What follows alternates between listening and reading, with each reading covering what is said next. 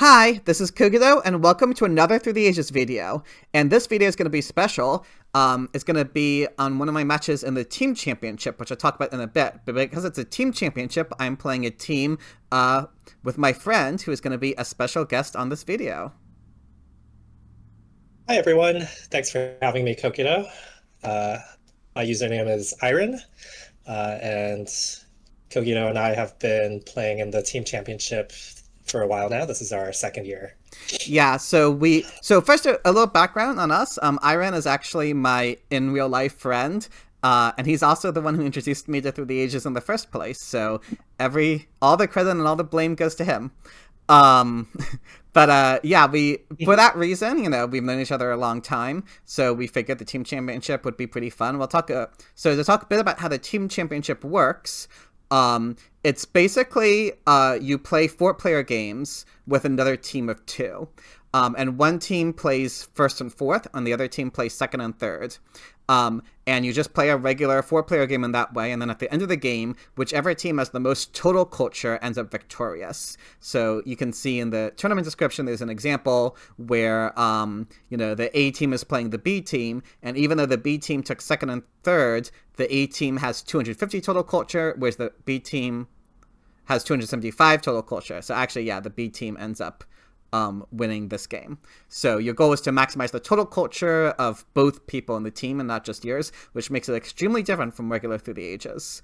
Last year, Airren and I played, and we did pretty well. We ended up making, so the tournament structure is you start in a group where you play like 3 group games, and then the top 16 teams from that group stage move on to the final bracket. So we made the final bracket, and we ended up losing in the round of 8, but we actually lost to the eventual champions, which was Binky Graz. You can see the name is the Plunder Pals. And if you actually go back and look, you can see that our margin of loss was the smallest among everyone who played them in the bracket. So in a sense, you can say we finished second, right? Isn't that how it works? Not how it works, but did give us decent hopes of putting up an even better performance this year. Right, especially since that game was also the closest game we played, I think, in any team championship game. So I think yeah. if we played tighter, we had a great chance of making it further into the tournament. Exactly. Like, that was also a really interesting game. Our opponents got like a lot of military lined up, and we managed to like almost battle back in the end. Didn't ever get around to making a video of that game, obviously, and it's too long ago, so we're not going to. But you can feel free to go back and look at the replay if you're interested, because I do think it was an interesting game. But this game that we're covering today is also an interesting game. So this is actually the second game we've played in this year's team championship. We won the first one. I decided not to make a video on that because it was we kind of just bullied one of our opponents real bad. So I don't think it was that necessarily interesting to talk about. And but this game, spoilers, but it ended up being pretty close with a lot of interesting decisions. Our opponents in this game, as we can see when we take a look at the Gleeco ratings, are Dread84 and Dayweed. And based purely on the Gleeco ratings, obviously Airren is, one of the best Through the Ages players in the world, at least by Gleeco. He hasn't had enough time to, do a lot of tournaments recently. But Airren is actually currently second in Gleeco rating. I'm 43rd. I've gone up a little bit since the last rating period. Our opponents currently seem to be a lot weaker than us at 336 and 660. However, frankly, their play in this game was like a lot higher than this rating indicates. So, yeah, their rating definitely doesn't reflect their strength, at least in the team tournament format. So, with that being said, we were both very impressed. Sorry? Yeah, we were both very impressed with our opponents this game. Yeah, no, they played really well. The Gleeco website, I think, hasn't been updated in a while. In the next update, there's a good chance I'll probably drop out of the rankings since I haven't been active in other tournaments. Okay, fair enough. Yeah, the last rating change was December 1st of last year. So, but yeah, our opponents played really well. Like I said, it's going to end up being quite a close game. And without further ado, let's take a look. So in this game, we were playing first and fourth. So first we can take a look at the Leaders and Wonders to see if that guides a strategy. In Age 3, it looks like there's a fair amount of science leaders with Gates, well, it's actually kind of balanced, right? There's kind of only Gates and Sid Meier for science leaders, also no spaceflight. There are also 2 theater leaders with Fleming and Marlena, but there's no Hollywood. There is Churchill and no Gandhi, notably, so military, which, as you will see, military is always maybe the most dominant factor in this format. It might be, like, even more dominant, like I said, with that, although there isn't a Manhattan Project either. And there's also Mandela. So I would say, from my perspective, there's no, like, single strong strategy being pushed by the Age 3 leaders and wonders. Yeah, seems like a fairly balanced spread.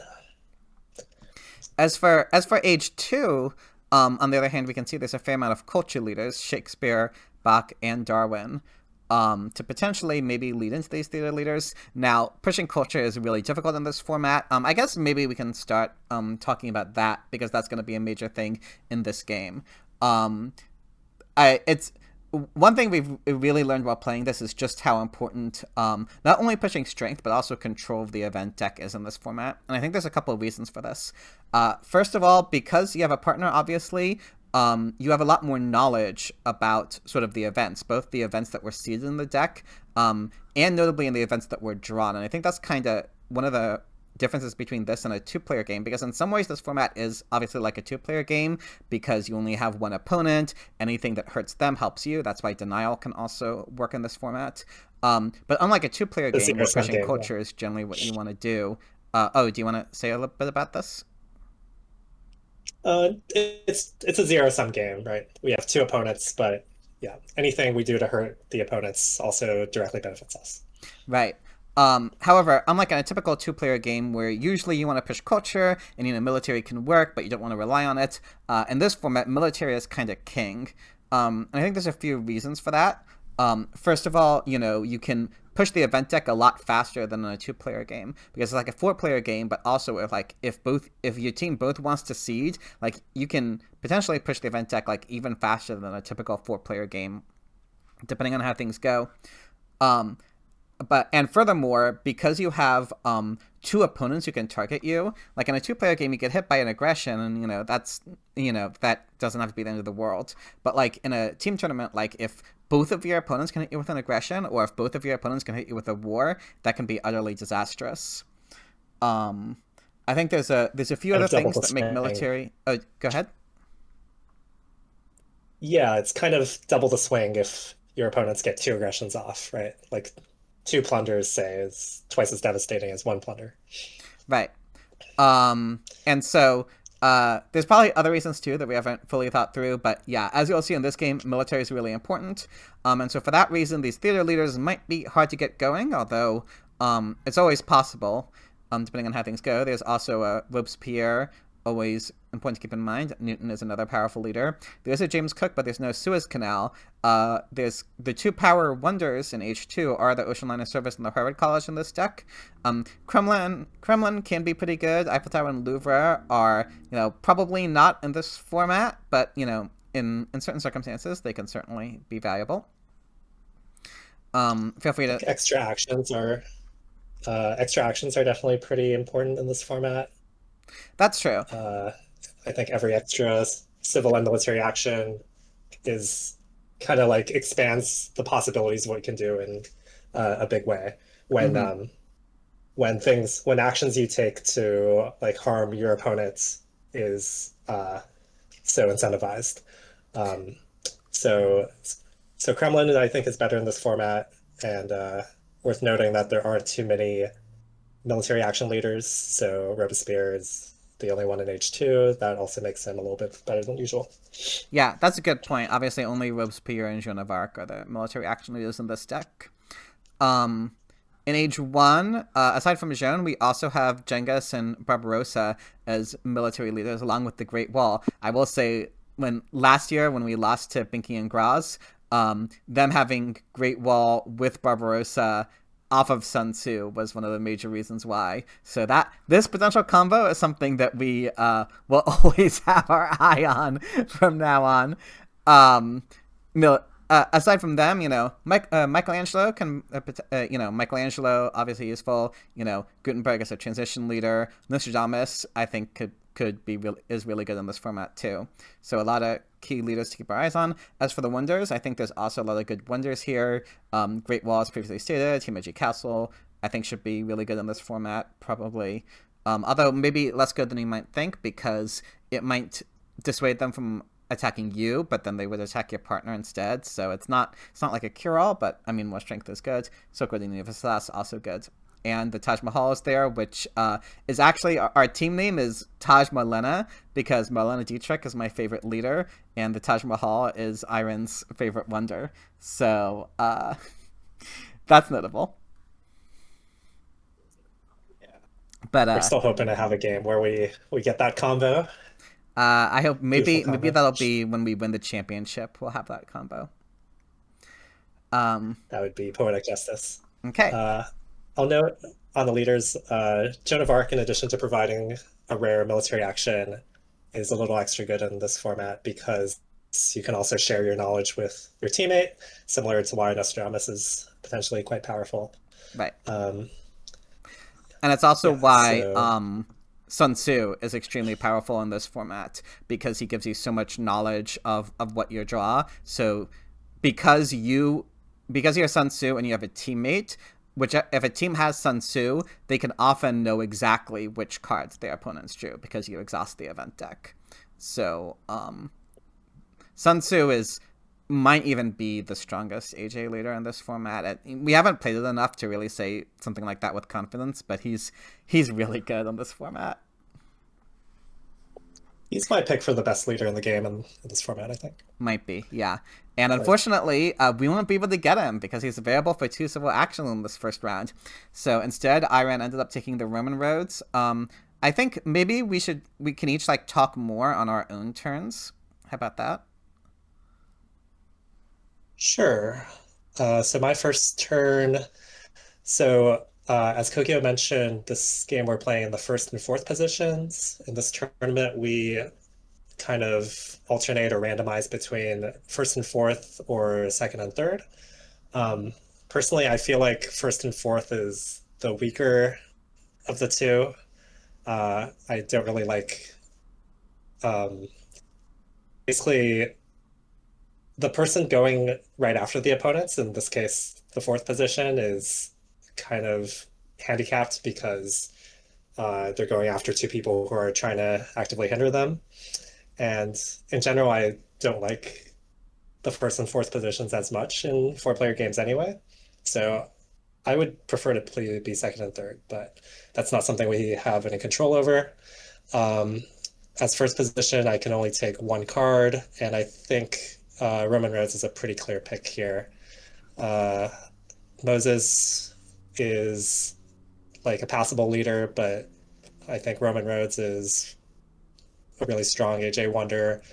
In this format, I don't know, but in 4-player games, I really like the Roman Roads, and I think it's definitely still fine here.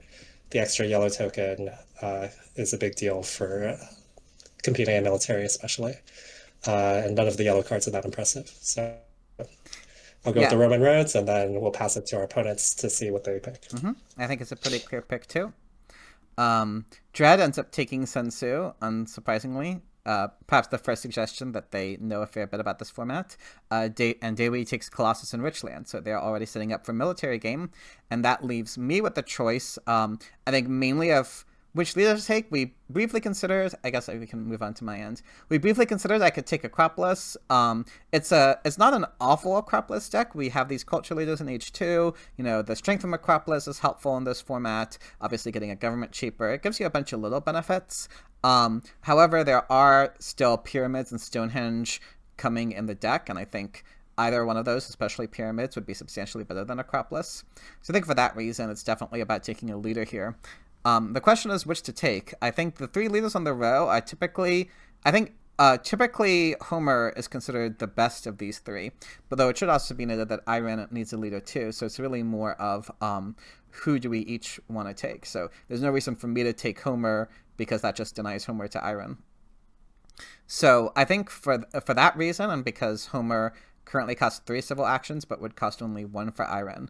That's probably the major reason I want to take either Moses or Alexander. And we spent a bit of time talking about them. I think they both have their strengths in this format, but we ended up deciding that I should take Alexander. And I'll have a bit more to say about Alexander when we get to the end of Age 1. I think there's a lot of interesting things to say about him in this format. But I think basically we figured that he's just, like, in general, slightly better than Moses. Him costing 1 more doesn't matter because I would want to take these 2 yellow cards anyway. The extra yellow token can help a huge amount in this, obviously getting you military. It's kind of equivalent to Moses, but, obviously it's better long-term. And we also thought that the strength that Alexander gives you could be quite important here. Yeah, we thought the flexibility of being able to use him either for a quick yellow token or the extra strength made him probably more flexible than Moses. Yeah, Moses, you kind of, you need those populations to get value for you, whereas Alexander, you can potentially keep for the strength, or if the yellow token would be really helpful, you can sacrifice him earlier if you get a good leader earlier. Like I said, Homer is now available for 1 civil action for Airren, but so Hammurabi, notably, is also available for 2 civil actions, which is kind of equivalent, obviously, because Hammurabi gives you an extra civil action. So why don't you explain what your decision process was in choosing between these 2 leaders? Yeah, this was a tough decision. In general, or in the end, it kind of came down to a coin flip for me. But because military is so important in this format, I think the penalty of Hammurabi drawing fewer cards is also quite bad. And I haven't had the most success with picking Hammurabi for 2 civil actions, so basically not getting a benefit from him on the first turn. I found it's led to somewhat poor results for me, and I think here I would prefer to have Homer and kind of keep our military competitiveness as high as possible. The extra rocks and extra happy face should help with that. So I'm kind of setting up to have a pretty slow start, kind of cumbersome, spending a lot of civil actions on Homer and Roman roads, but I should have high strength potential because I'll have a lot of population I can put into military if necessary. And that seemed like important because this is a game with Sun Tzu, a game playing against Colossus.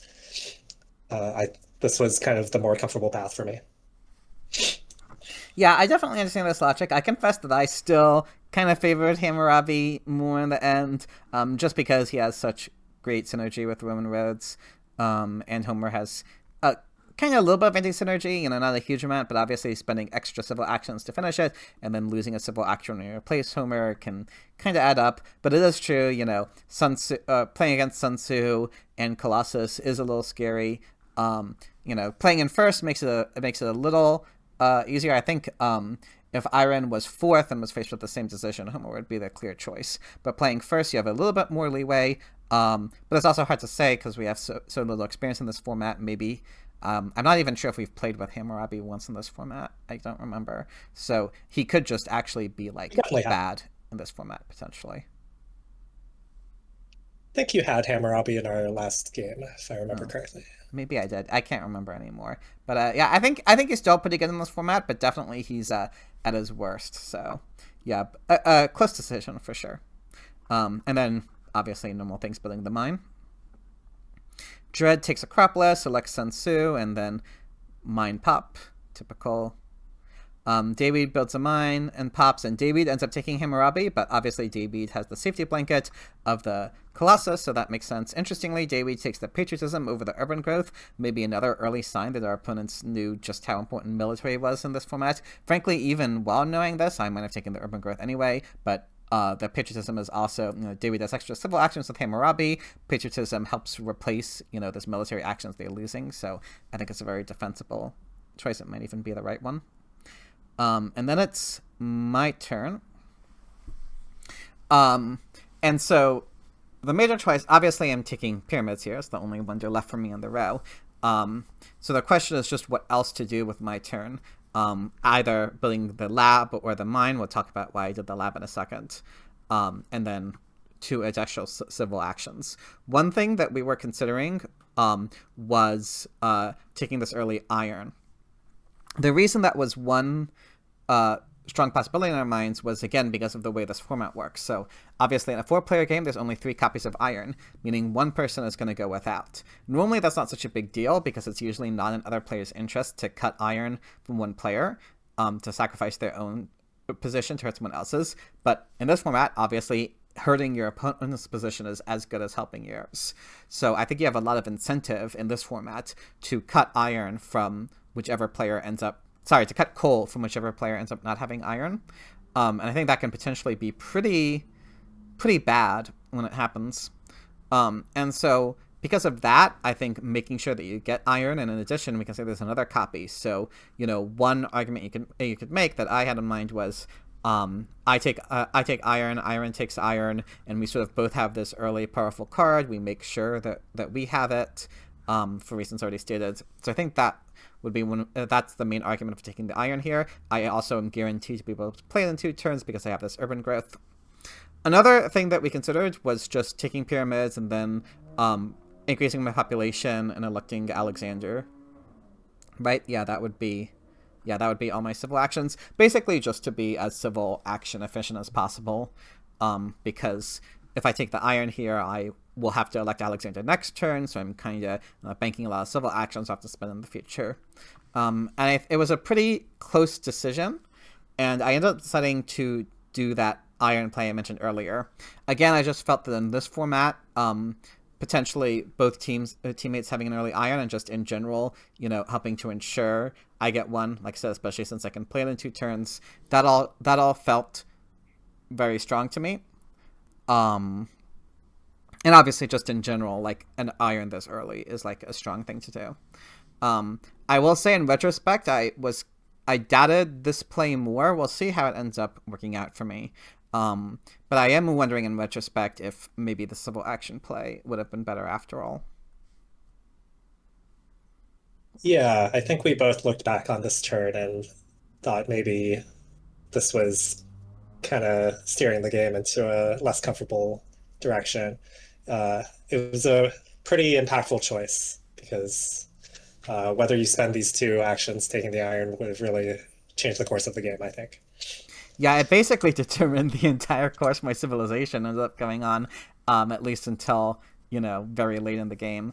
So, yeah, definitely an extremely impactful choice. I mean, I can still see the arguments for it, and obviously we can't know what would have happened if I had gone civil action efficient instead. But I figured at the time with me having pyramids, right, that I can be a little looser with my civil actions. But I think the way things end up going, like in this format, it's not just that, like, civil actions are important, they're always important, but also, like, military pushes can happen so early that, like, just spending the science and rocks on the iron can oftentimes be difficult to justify, at least early on. So even though I have this potential to play the iron in 2 turns, which is normally something you can do, I think in this format in particular, it's literally just sometimes you don't have the leeway to do that because your opponents push military early, and our opponents have Sun Tzu, Acropolis, plus Colossus. So, yeah, I think that was a factor that didn't consider so much at the time. And I draw the scientific breakthrough in the Legion. At least I have a tactic and a suitable event, so good draw.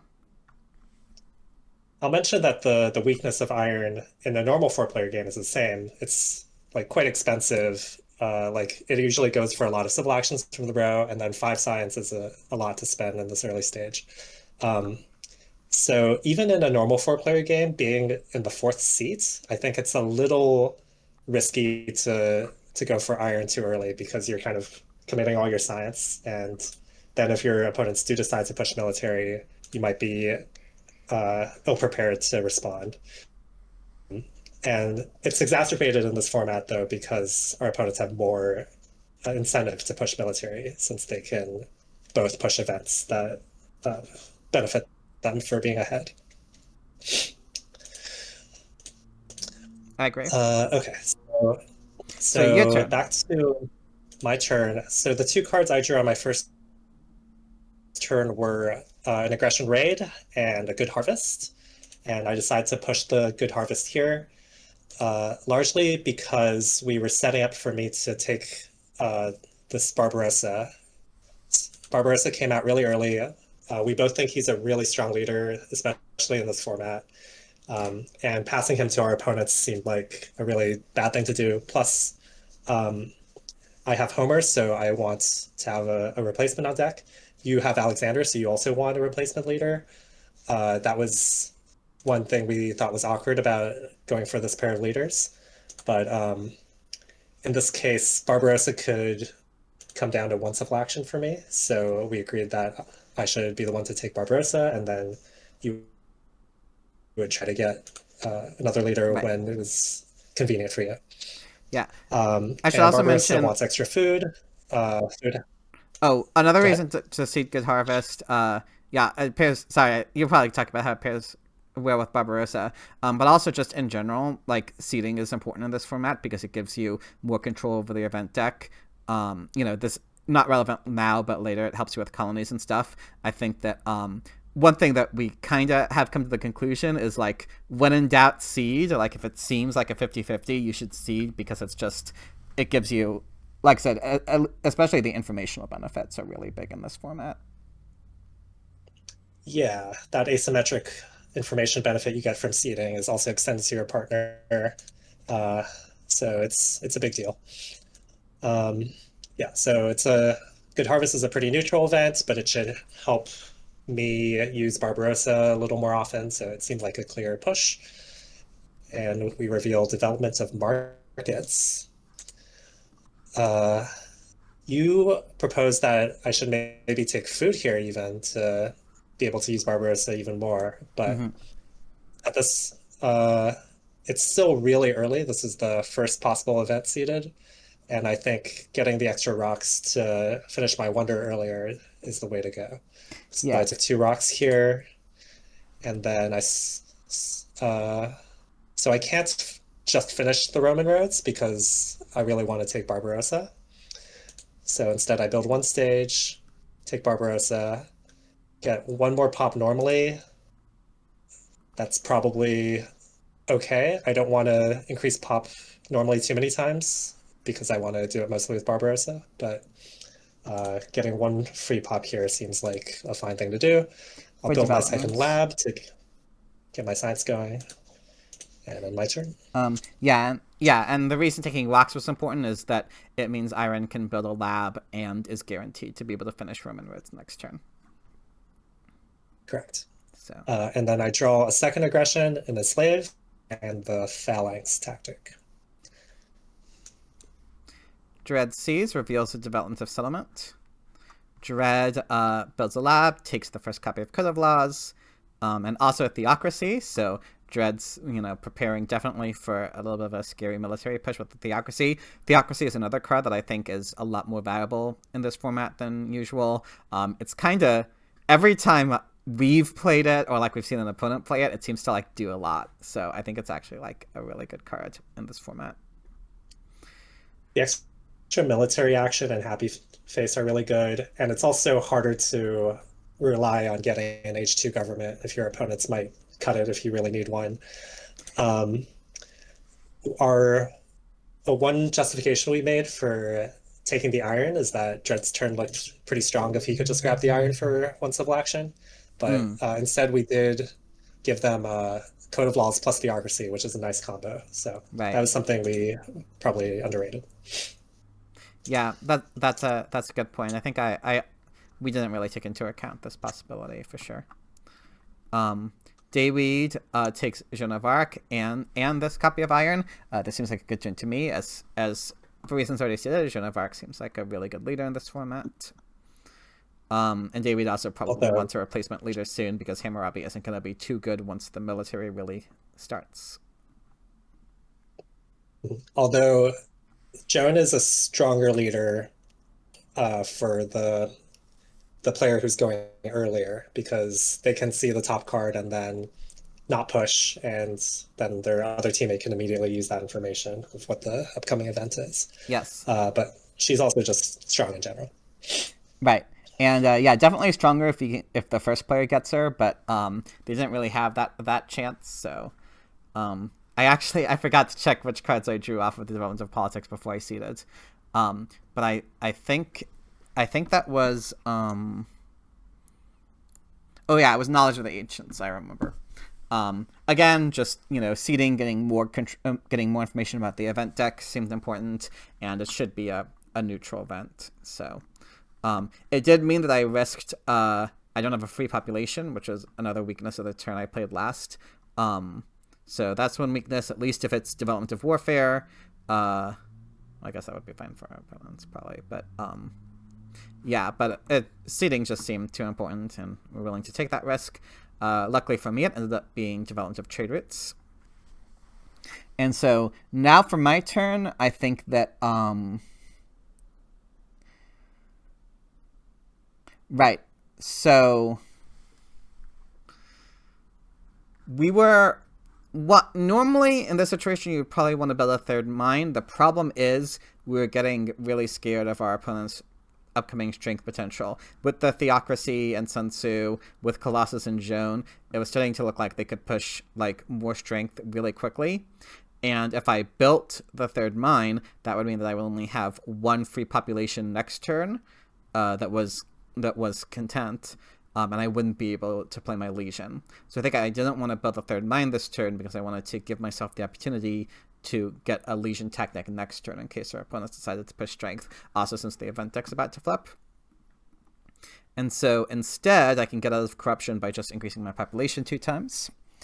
And that leaves me with 1 civil action left, and we ended up deciding to take the... after bidding a warrior, we kind of discussed... So there are a few things to discuss here, but I think it's important to build 1 warrior this turn, so that obviously next turn I can potentially build a 3rd warrior and play Legion. And as for my last civil action, I ended up taking the Alchemy. You could maybe make a case for the Theology, but it's only the first Happy Face Solution card. Dread maybe isn't going to take a Age 1 Happy Face Solution, already has Theocracy, so I figured that I didn't need this copy of Theology, especially with Alchemy. It might be a little while before I can play the Alchemy because I'll probably want to play Iron first, and I'll need to put stuff in the military. But eventually, there's a good chance that I'll be able to play it, and it's just available for me for 1 civil action. One thing that we actually didn't talk about was that Airren ended up not taking the Iron himself last turn, even though that was kind of part of my original logic of me taking the Iron. But the major reason for that was because a copy of Alchemy was going to be available for Airren for 1 civil action instead of the Iron that was available for 2.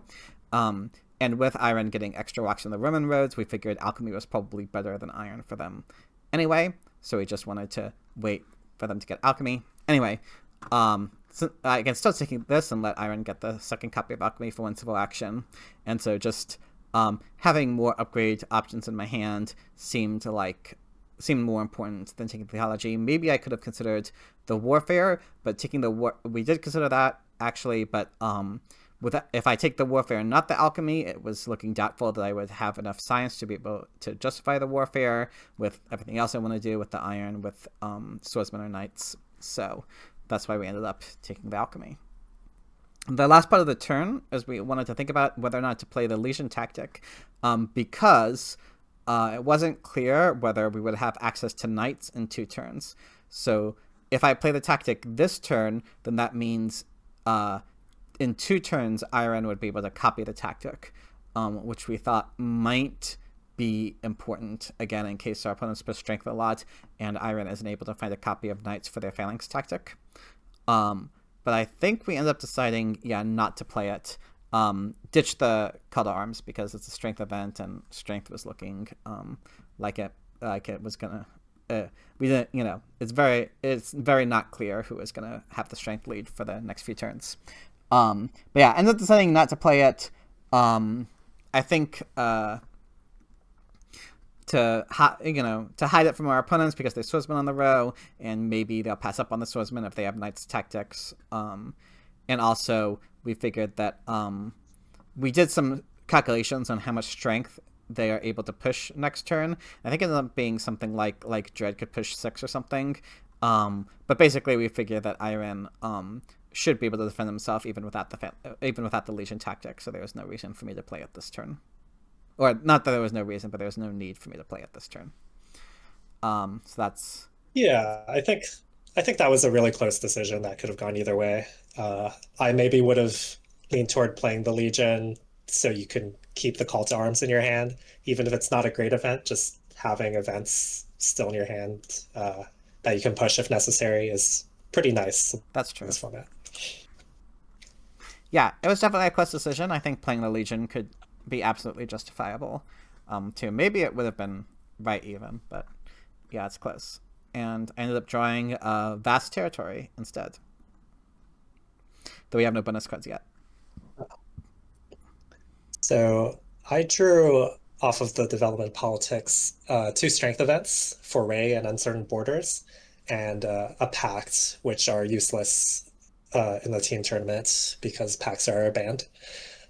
Or pacts with your teammate are banned, and forming a pact with your opponents is generally not beneficial for some party. So I actually decided to push one of those strength events, the Uncertain Borders, I believe. The thought is that you've just elected Alexander late, and for now he's giving you quite a nice strength boost. The event deck is moving really quickly, and we're thinking this, as long as you have Alexander, it would be really nice if we could use that big strength boost to actually win the Uncertain Borders. So that was a gamble we decided to make because, again, pushing events is really strong, and I only have strength events to push. So we went with the high upside of the Uncertain Borders. We reveal Development of Settlement. Only one HA development left now. And this turn, I really want to finish the Roman roads, get that out of the way, and get the extra income going. The yellow token, unfortunately, doesn't reduce my consumption in this case, but that's okay. Once I have the Wonder built, I'm free to actually replace Homer with Barbarossa. So this is kind of a shift in our plan because my original plan last turn was probably to take one of the copies of Alchemy and get ready to upgrade that. But again, because both of our opponents pushed, development politics was revealed, everyone probably has more events to seed. The importance of military has ramped up like very quickly this game. So especially seeing this copy of Airren on the road now, I felt that I could probably get this last Airren and upgrade that instead of the Alchemy. So this turn I want to focus on immediately using Barbarossa to get stronger. This way we're set up to hopefully win a strength event that either our opponents pushed or we pushed. So I only have 2 military actions, so I'll go ahead and get just 2 warriors. Unfortunately, there's no Legion for me to copy, but this still sets me up to build up more military, maybe set up for 2 phalanxes if I can get my hands on knights. Yeah, and also... And I keep phalanx and foray in my hand. Especially with us having pushed the Uncertain Borders, it seems important. It looks like the event deck, might flip this turn cycle. In fact, it probably will. And so it just seemed, more important to get the strength going with the way our opponents have played as well. I think taking the Alchemy this turn would also have been a justifiable decision. But also just spending the military actions this turn might be important. Because there's only 2 and might have to spend 1 or 2 military actions next turn too. And if we're spending military actions anyway, might as well elect Barbarossa this turn. So I think that was kind of the reason there. Dread Seeds flips the event deck, reveals Developments of Science. Dread has their own Legion tactic that they can play, and after finishing their Wonder and playing Theocracy, and then taking this first copy of Swordsman. They are now at 4 strength, tying me. David finishes Colossus, elects Joan, then plays the Patriotism to build a warrior, takes the Theology for Joan, as well as a rich land for some upgrades, to also be at 4 strength, but at least that means that I am strongest on my turn, which means I definitely want to siege, even though Airren is weakest, unfortunately, so if that Uncertain Borders is revealed, then it would kind of be neutral. I mean, I don't think it makes too much of a difference, like which one of us takes the yellow token from the other. But at least we wouldn't completely lose it. So I think because we don't have any bonus cards drawn yet, that means presumably, our opponents have drawn a lot, but, most of the Age 1 event deck, a majority of it being exhausted. Plus, David has this colonization bonus. So we figured it was safer just to seed the more neutral events of the Scientific Breakthrough, especially because I have Alchemy. Maybe it'll be revealed in Age 1 when Women Woods produces Science. And the event I reveal is the Inhabited Territory. We talked a bit about how much we wanted to bid. Again, unfortunately, we don't have any tactics going or any bonus cards going, so there's a pretty hard limit. 3, I think, was the max that Airren could have bid, sorry. And we kind of briefly considered, like, Airren bidding 3, just in case, to potentially pull out, like, one more bonus card from our opponents, for example. But we figured that, like, if our opponents could, like, guess or know that we have no bonus cards, then they might deliberately bid 2. Or, no, might deliberately bid 3 to force a 3 bid out of Airren if we dared to, because then losing all 3 warriors to the Inhabited Territory, I think, would be pretty bad. And another reason we lost that game to Thinking in Graz is because they underbid deliberately to punish a potential, like, overbid from us to try to make them pay more. So we're also a little conscious about that possibility, again, especially because they have so much information about the event deck. So to be safer, we had Airren bid 2 instead, so they ended up winning it for only 1 warrior, which is definitely good, but unavoidable.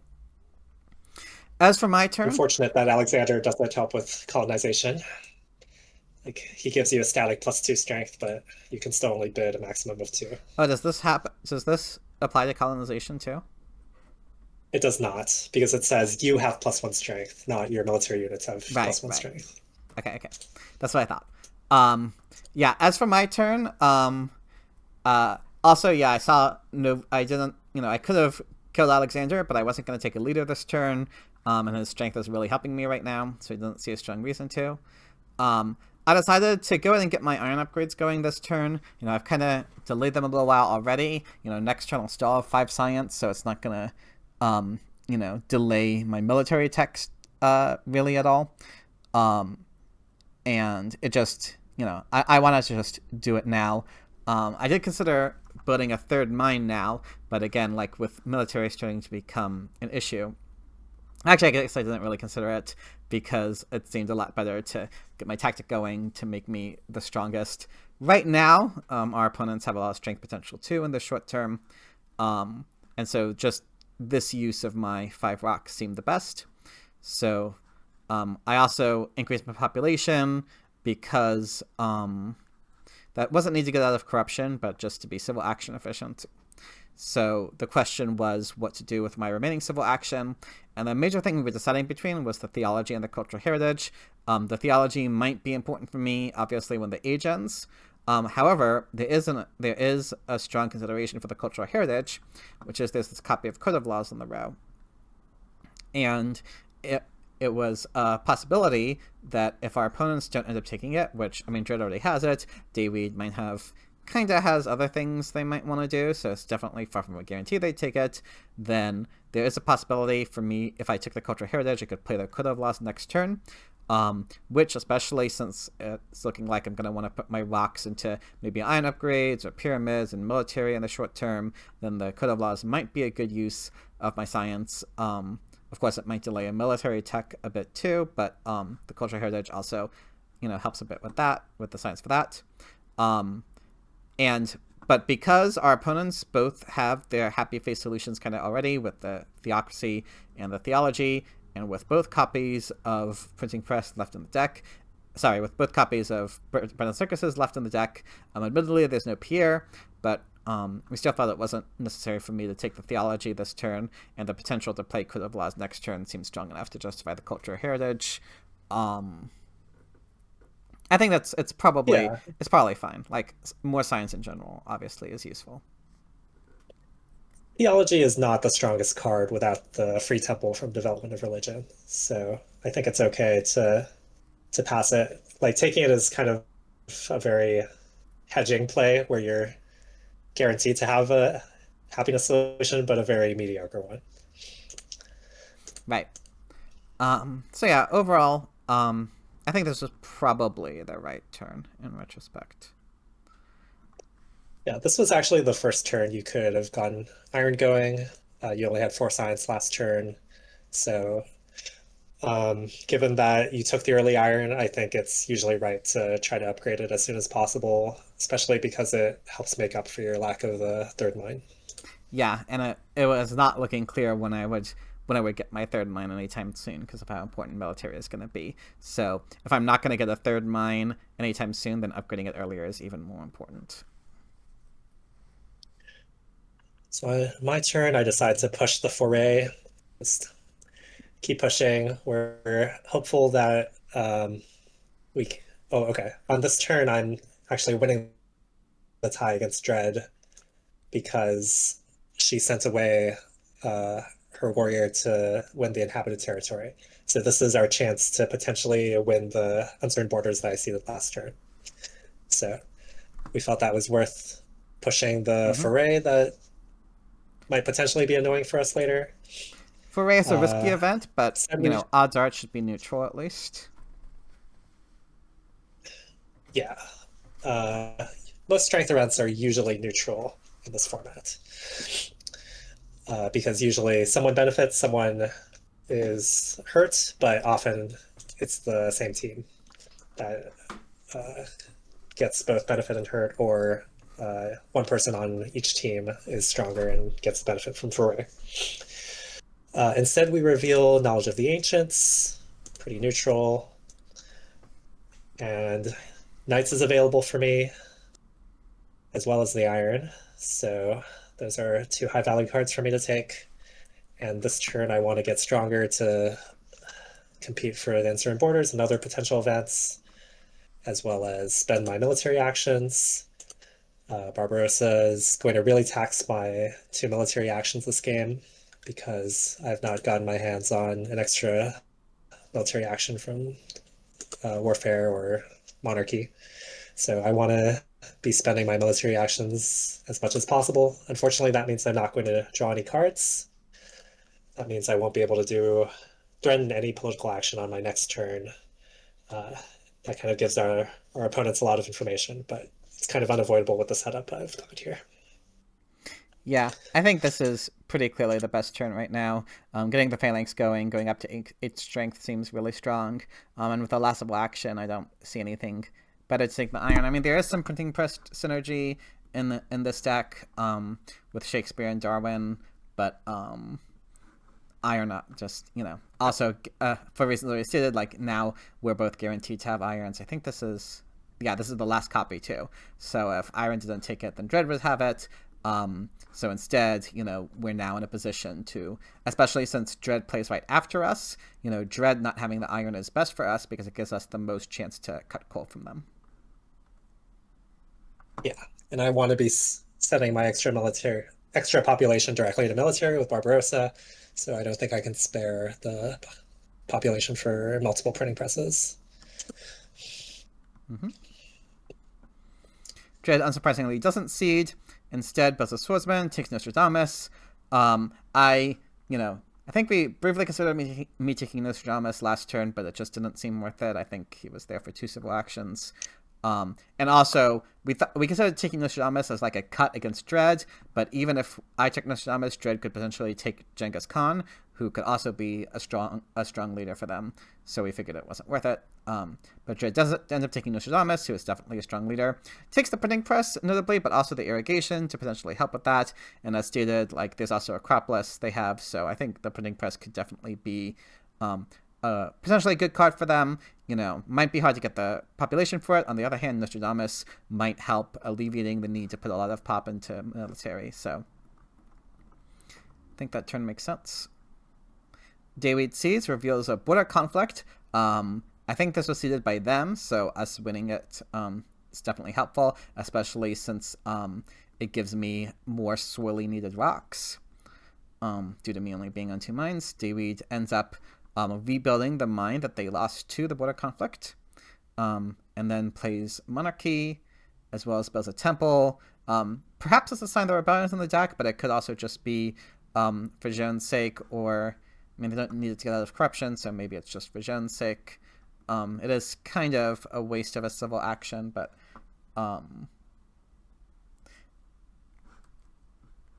as opposed to putting Theology directly, but so might be to hedge against a rebellion that they haven't seen yet. That's true. Because Airren had Homer, it's definitely possible that we could have seeded Rebellion just in an attempt to like punish them more, even though I have it would hit me too. Anyway, as for my turn, even though we have no bonus cards and David has classes bonus, we ended up deciding to cede the vast territory anyway, just because, again, in this turn, we're both stronger than our opponents, so we really wanted to reveal that uncertain borders, if it was there, but it wasn't. Instead, it was Good Harvest. As for what to do in the rest of my turn, this is one that we spent a bit of time on. There's a lot of options here. Could have upgraded the second iron mine, for example. And there's also a bunch of potential cards to take. One of us wants to take the breakthrough, as both useful for us and to cut it from our opponents. Other cards here are also useful. In the end, we decided instead of me upgrading the second iron mine, I would instead finish Pyramids. I think we were mainly worried that if I upgraded the second iron mine instead, then it might be hard for me to, finish Pyramids and put enough into the military like before the age ended. I forget right now if there were any other major reasons why we valued Pyramids over Iron. I think that was just the major one, though, just to make sure we can finish the Pyramids in time. I think I proposed this play specifically to set up a possible monarchy revolution for your next turn. Yeah. So kind of our original thought was that maybe monarchy would be more important for me because I have Barbarossa and I need military actions. But the problem is you're in 4th position and your military strength is going to drop dramatically once you lose Alexander. So ultimately, I felt that monarchy, I didn't really need it, whereas you might actually need that extra military action quite badly, and it pairs well with your pyramids. So this was a play that let you spend all your food and rocks and be able to potentially revolution into monarchy next turn if there was nothing more pressing. Right, and so we figured that opening ourselves... I mean, I can also play monarchy peacefully if I want to, but if I want to revolution monarchy next turn, then the age... If I revolution next turn, then it's possible the age could end before my following turn, and then I would lose the pyramids. So, yeah, that's why we decided to finish the pyramids first. As Airren said, leaving open the flexibility to either play it peacefully or do a revolution seemed potentially strong. We did spend a fair amount of time on this turn. I think there are other options that were certainly defensible, but I think that the monarchy, especially because a lot of this strength is phantom strength, and I might really need the extra military action soon. So I think that's a very good reason to do this. Yeah. And Your I original drew plan was to go for the Code of Vault, which you could actually play this turn, but that doesn't solve your military issue. So right, and it was looking ultimately, like this the seemed a lot military was better. probably going to be my biggest issue in the next few turns. I drew a Kidnap and a Barbarians. I have no cards in hand, so I have to skip politics. And then for me, I think Bread and Circuses is quite an important card because I'm going really deep into my yellow bank.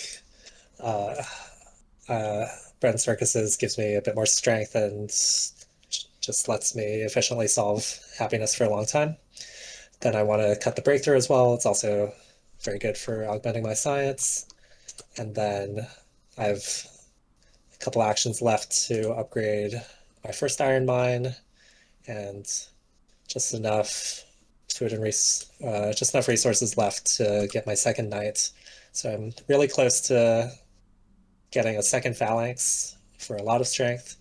I get to draw one precious military card here. Turns out to be wealthy territory. At So least it's we've an drawn a couple colonies, but still no bonus cards. yeah, kind of unfortunate in that sense, but at least it's an event we can see it if we want to. Yeah, we can see the Bread and Circuses is going to be a vital card once the age ends, so I think this is definitely the right play. Yeah, and uh, vast territory is an especially high value colony for Barbarossa because he can afford to send a lot of military units, like in my case, perhaps a whole phalanx for the vast. So that was another reason we thought that it's probably an okay seed because I'll be able to compete a lot for it when it comes out. Mm-hmm. Dread builds 2 warriors to get that tactic going. Then takes Engineering Genius, increases the population twice, and plays Printing Press, perhaps a sign of Dark Ages, or maybe they're just scared of Dark Ages.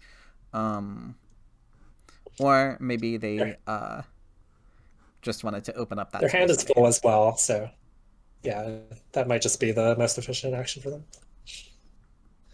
Well, they could have increased the population again, too.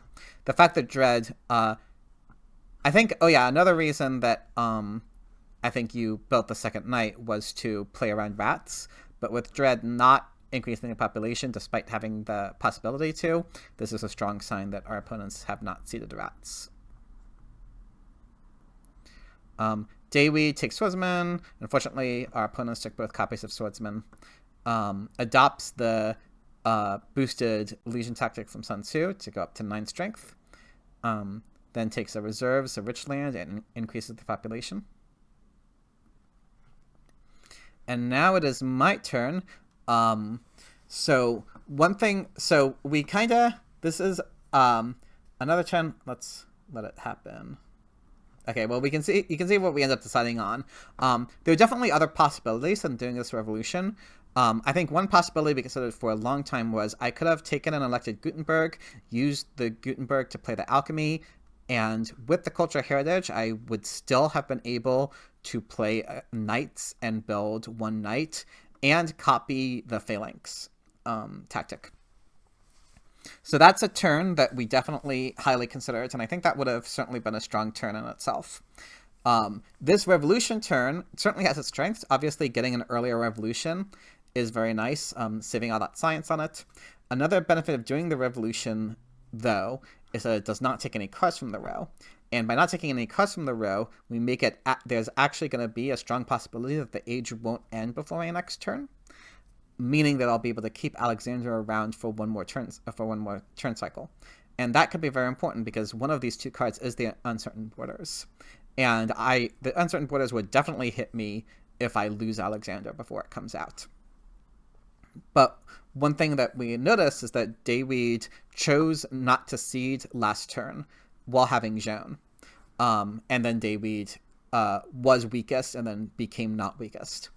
So we thought for that reason it seemed like a reasonable chance one of these events is theirs and the others are Uncertain Borders. We thought with Dayweed choosing not to seed, that might be a signal that the top card of this event is either our Uncertain Borders or maybe a strength event that they seeded. And so for that reason, I think that even though the Gutenberg play, I think, would have also been strong and a very defensible play, we decided that keeping Alexander around for one more turn to potentially not lose that Uncertain Borders was more important, with the other benefits we get from this revolution play. And then I can go up to 10 strength by building another copy of warriors. And I think we also decided for me to copy the legion tactic, because I might want to do it eventually anyway if the phalanx just ends up not being a useful tactic for me. I mean, it's as much strength as the phalanx gives. So the phalanx would only be better if I could build 2 copies of knights. And right now, it's not clear that I'll have the free population to be able to get 2 knights anytime soon. And so the legion might just be at least as good as the phalanx. And it just gives me a little bit of extra strength for this turn cycle. So I think that's why I decided to copy. Oh, actually, right. And another reason to copy it is because it actually makes me stronger than Airren, which means that I would win the uncertain borders and not Airren if Airren seeded this turn. And so, there's sort of a question of who that extra yellow token would be more valuable for. But I think with me sort of suffering more on strength than Airren once I lose Alexander, I'll go down to 7 right now. The extra yellow token is probably more valuable for me in this situation. Do you have any thoughts on this turn? No, this was a really tricky turn that ended up being probably pretty impactful on the course of the game as well. We were really hoping that Joan skipping politics and getting stronger was the signal that we could finally win this uncertain borders and put it behind us. So that's why we decided to have you skip politics and do this play. Yeah. I think get stronger and hold on to Alexander. Yeah, if the uncertain borders was already out, then I think the Gutenberg play would have been better. The Gutenberg play would have also let me do a revolution on the following turn while upgrading a lab. So I think were it not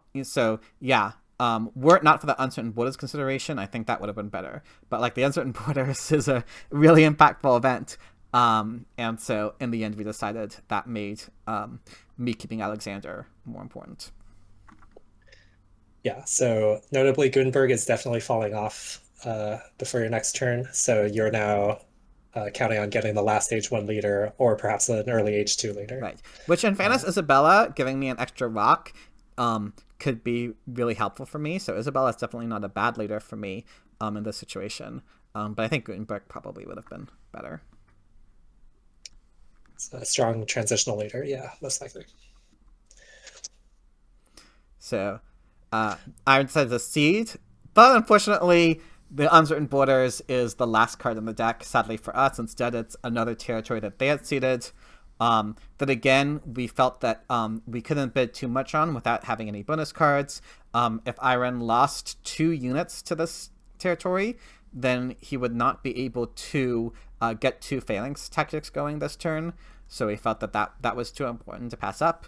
So Airren was only able to bid a knight, and that means David was able to win it for only 1 warrior, which is definitely good. At the very least, our opponents winning 2 colonies did lessen their strength potential a little bit. So even though they won it for cheap, that is like a benefit to us of them winning the colonies. Yeah, and then I have a really interesting turn because you still have Alexander. It looks like the age could end at any moment. And it would be really bad if you lost Alexander and didn't get his yellow token. Yes. So you need another political action in age 1. So we did some calculations on what cards our opponents could potentially take.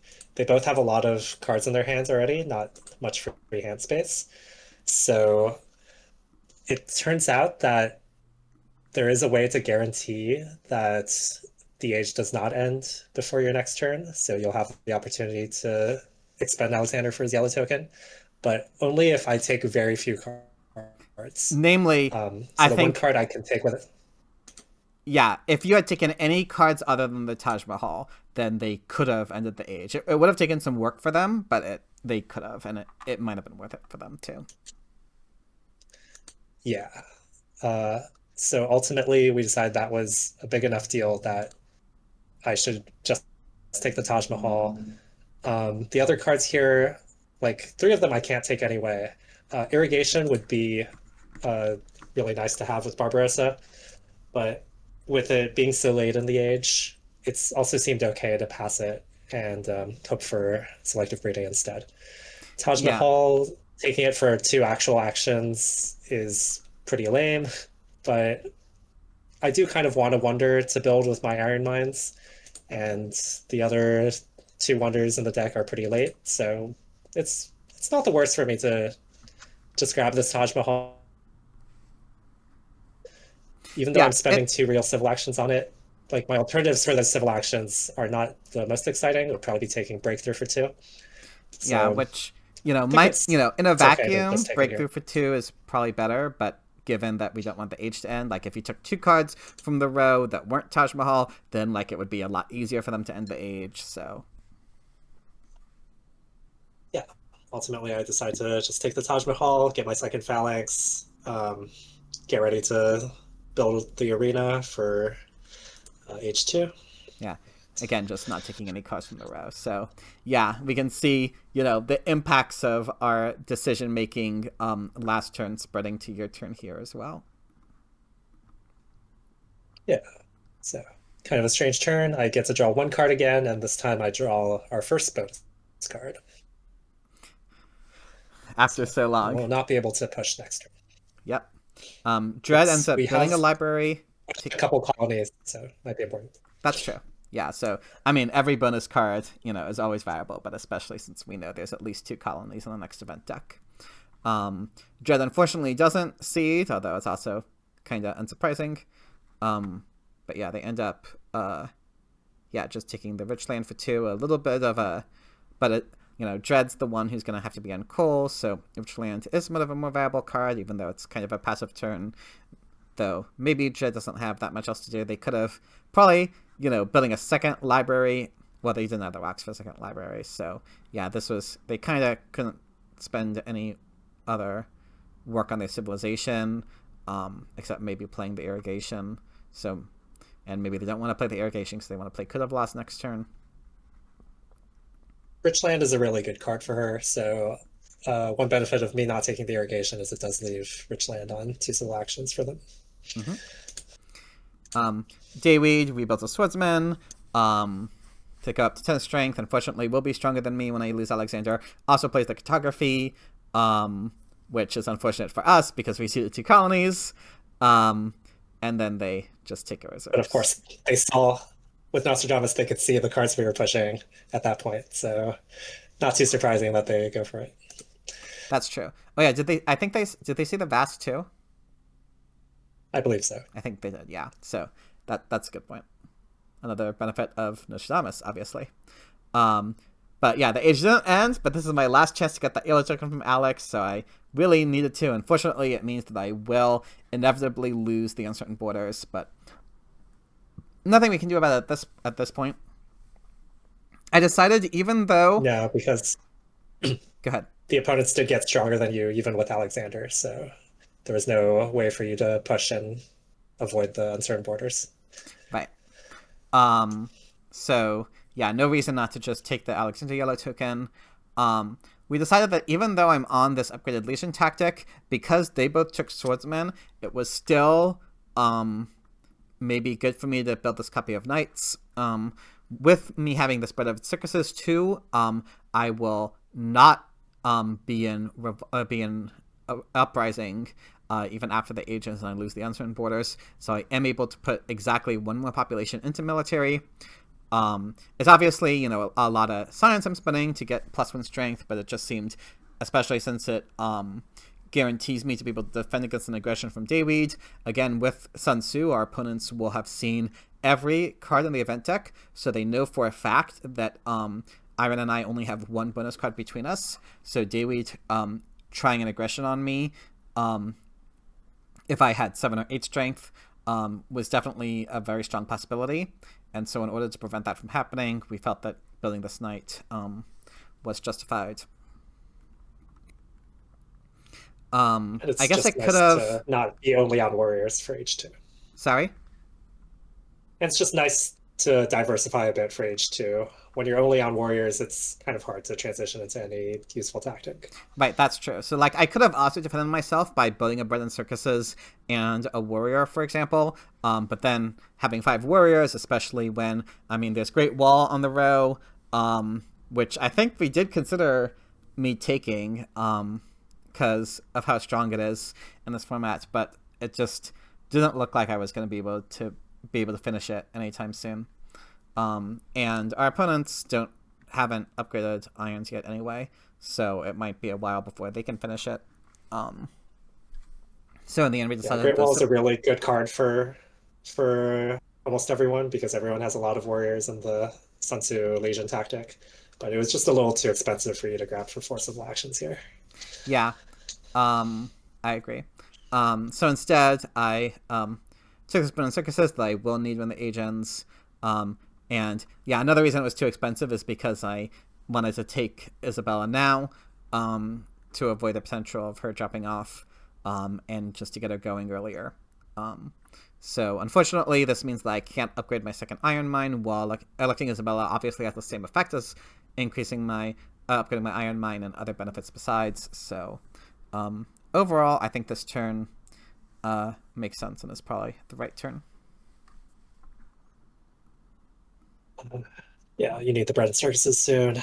Did you have more thoughts on Alexander now it's the end of yeah. H1? Well, first, I actually drew 2 bonus cards in my draw phase, which was really funny. But yeah, I did want to talk about Alexander. I will say, I was really impressed by how Alexander did when I had him, and I was really impressed by how strong it was to keep Alexander until the very end of H1. I think that I actually think even in other formats, like especially the possibility of keeping Alexander for a while and not killing him until the end of H1 is a little underexplored. I feel like that has a lot of potential, but especially in this format, I think it seemed very strong because, again, of how important military is and how fast you can potentially move the event deck with your partner. And so playing with Alexander, I feel that, like, my position, as we'll see in a bit, is pretty sketchy, but that's not due to Alexander. I think Alexander is the only reason it wasn't even sketchier. So I actually think Alexander was really good for me in this game, and I think he's a positively good leader in this format. Yeah, normally the problem with using him for strength is that you're spending a lot of your military actions to build units, and then you're not drawing cards to capitalize on the strength. In this format, like, I could push the strength events while you like focus on getting a lot of units with Alexander. So yeah, I think he's a pretty strong in this format. Yeah. And yeah, not too surprising that Sun Tzu wasn't able to hold on to all the bonus cards they drew. So Right. here, have some discarded ones. They're leftover trash. The leftover trash So is our treasure. Suddenly we have 3 bonus cards among us, so we have better hopes for competing for those colonies. I can't push, so we'll leave the uncertain borders on top for now. H2 begins, and the first two H2 before your cards turn, are... I think I do want to take a look at the overview to see how people are doing. Culture, sure. You know, they're ahead by a little bit. They're gonna get ahead by more as H2 goes on, but currently doesn't really matter. You know, whenever Airren finishes Taj Mahal, we'll compete that a little bit more. Science is pretty even. In rock production, though, we are ahead of them at the current point in time. However, as for the military situation, we can see, a situation that happens where the player who's playing first is the strongest right now, but the player who's playing fourth is the weakest. And it's going to be pretty difficult for me to get much stronger than this in the short-term future, considering that I'll lose the uncertain borders, meaning that the next population I'll be able to create won't be a happy one. So I won't be able to put any more population into military at the way things currently look, at least. And so my strength potential may be capped at 10, although we can see there's a rifleman on the row, so maybe that won't be true. But my strength, with me losing the uncertain borders, my strength situation is looking pretty sketchy right now, and I would say that's our current biggest issue, which is that our opponents may be able to bully me in strength and get me to lose strength events over the next few turns. And so my major project for the beginning of H2 will be to try to compete with our opponents in strength more. Whereas I think, Airren, your goal here, you're in a much better position than I am. You're strongest. Your civilization is, you have all three of your mines, for example. And so your task is more just to get your civilization going even more and kind of balance out. If I'm doing like more poorly, at least I have 6 civil actions, which helps. But in as much as like my opponents might bully me a bit, you're sort of gonna have to pick up the slack. Yeah, this is kind of a common dynamic in this type of game. Like even in a normal 4-player game, player 4 can have a rough time. It's extra bad when you're going after 2 hostile opponents. It's also often bad when you're the one player without a military leader.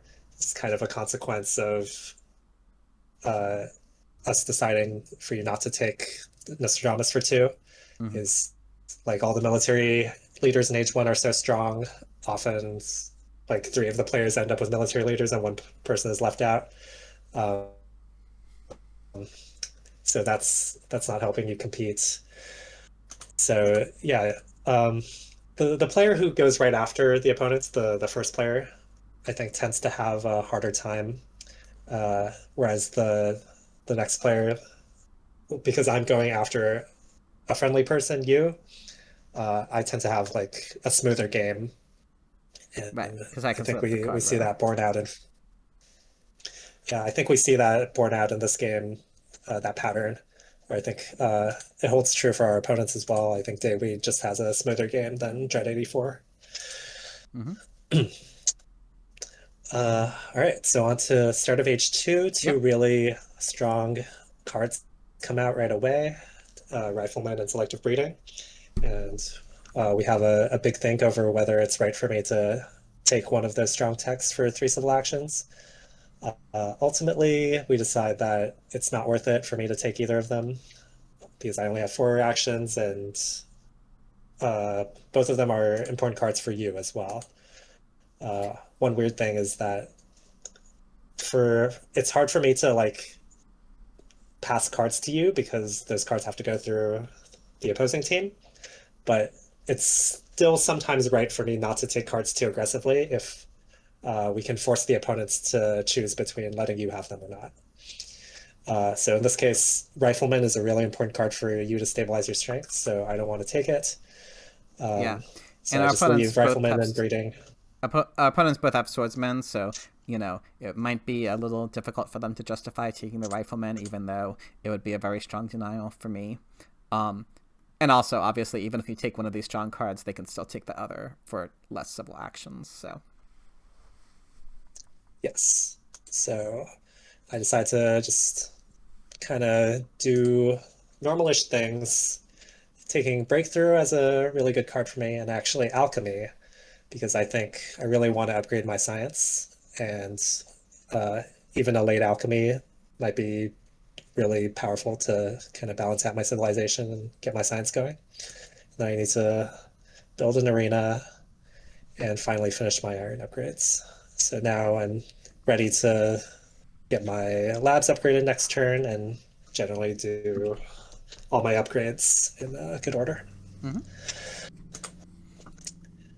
Looks good to me. And Dread Seeds with Nostradamus Oh, what finally did you reveals draw? the answer in borders. Oh, yes. I drew War Over Technology and Ravages of Time. All right, so Jed reveals the uncertain borders. At least you won it, so it's not, but super disastrous. Still bad for me, obviously. Dread plays that Code of Laws, builds another swordsman, to increase strength more, and takes a copy of Great Wall. So obviously good with the engineering engineers, but at least it looks like Dread probably won't be able to finish it next turn unless maybe new deposits is revealed. So that'll maybe give us a little bit of respite from Dread getting a lot of strength boost from that wonder. They also take a copy of Drama, interestingly, perhaps setting up for a potential Shakespeare with the printing press. Dayweed also seeds reveals our scientific breakthrough, which is an even event. Dayweed takes the other strong age wonder, the Universaladas. Obviously, Great Wall and Universaladas are both very strong. However, it might be a little bit, as stated, before opponents are able to finish these wonders. And they're also occupying their wonder slot. So if one of these two powerful age 2 wonders shows up, they might not be able to take it. So that is a weakness of this. Although, again, obviously these are strong wonders, even though they're a little late. Dayweed then chooses, instead of upgrading an Iron Mine, that the selective breeding is important enough to take for 2 civil actions, which I think is definitely a justifiable decision, because it's also obviously denying the card to the 2 of us. Though there is another copy on the row, but it means that we both can't take a copy of selective breedings this turn cycle, probably. Yeah, but it delays them from getting their first Iron upgrade, so it did seem a little questionable to me to take it. Yeah, I probably wouldn't have done obviously it. Strong card. But I do see the logic. Even though I'm weakest, I decided to siege the barbarians. It looks like Dread should be the culture leader pretty comfortably, so it shouldn't hit us, so it has at least the potential to cost Dread the population.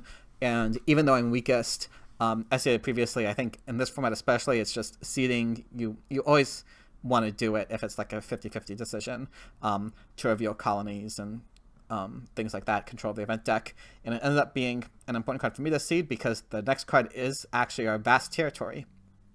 And what you can see what the results of the bidding were, we debated a bit whether I or Airren should bid on it, because obvious as Airren stated previously, it's a very powerful card with Barbarossa. However, with my happiness situation looking bad, with my Yellow Bank situation looking bad, we actually thought that it was a much more important card for me than for Airren, because it kind of fixes 2 of my major problems immediately. And while it will cost me a fair amount to win it, as we will see, I think I bid exactly 7, because that will let me be able to defend. I think if I had bid 8, so if I had lost my army and both bonus cards, then I would have been vulnerable to then if Dread had aggressed me, then Dayweed would be able to get a successful aggression against me. So I think for that reason, we ended up bidding only 7, but I ended up bidding it for 6 anyway.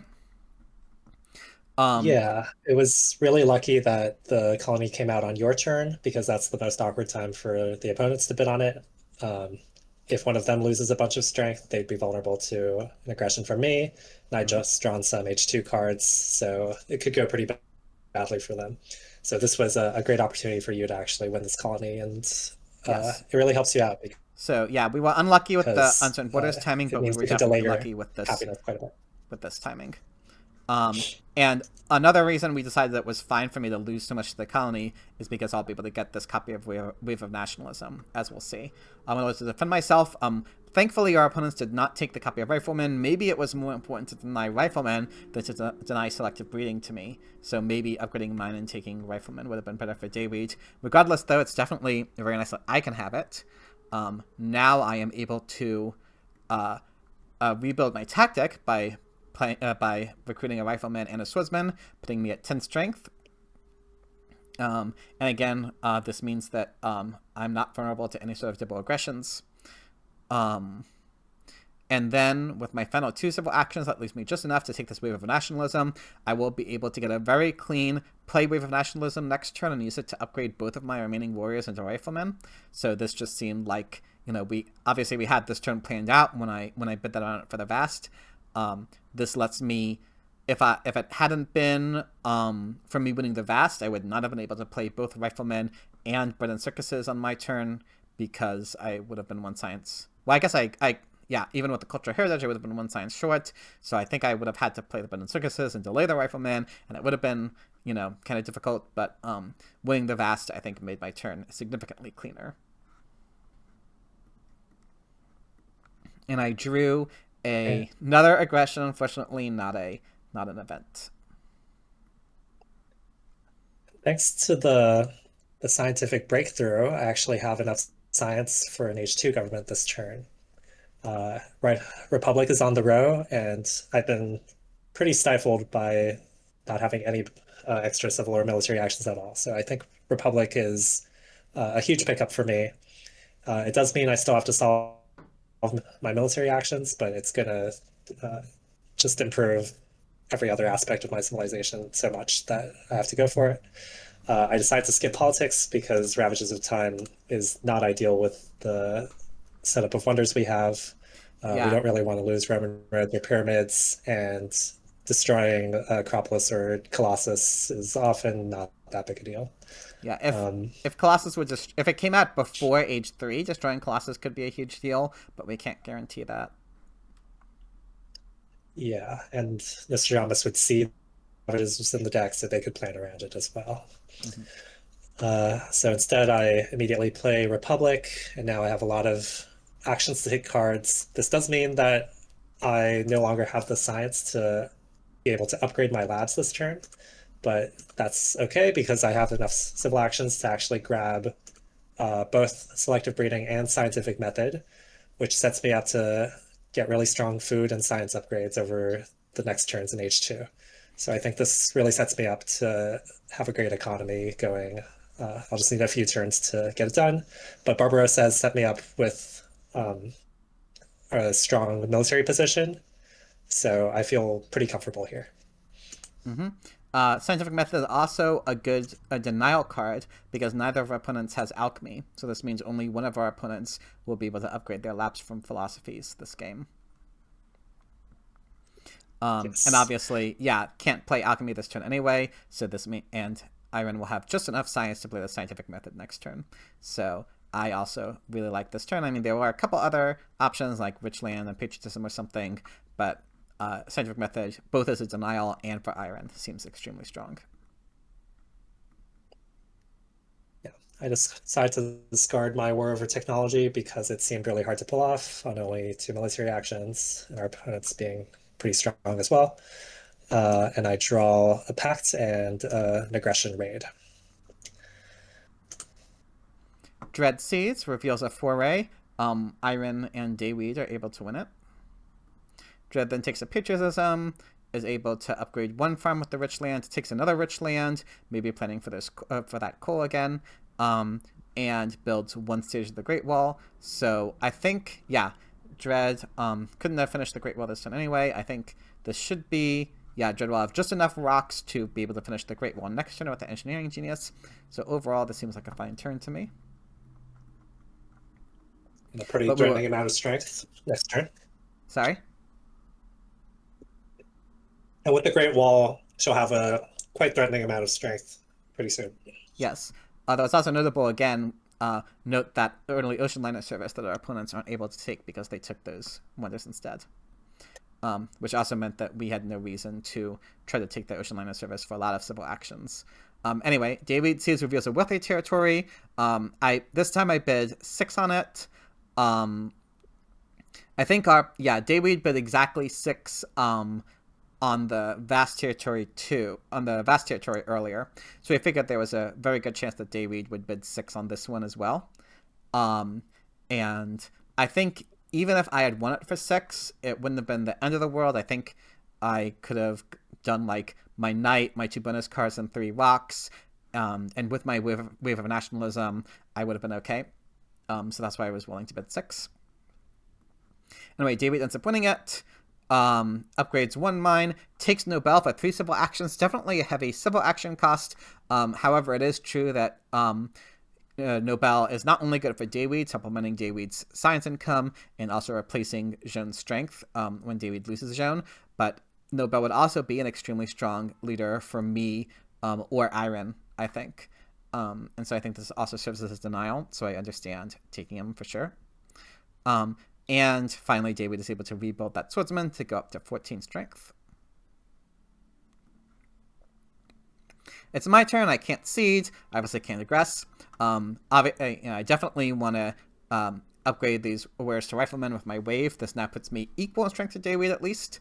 And I think I also... I also definitely want the ocean liner service. It's not clear... just a really strong wonder in general, as everyone knows. and I think it's particularly good for me because after winning the Vast, I think I could potentially uh, not even have to get selective breedings and just live off of ocean liner service for my population. That was sort of a possibility I had in mind, And it but go ahead. and it gives you a kind of an extra civil action, which will be really helpful if you stay on monarchy. Right. There is also Red Cross in the deck, and Ocean Liner Service is really good with Red Cross. So lots of reasons for me to take it.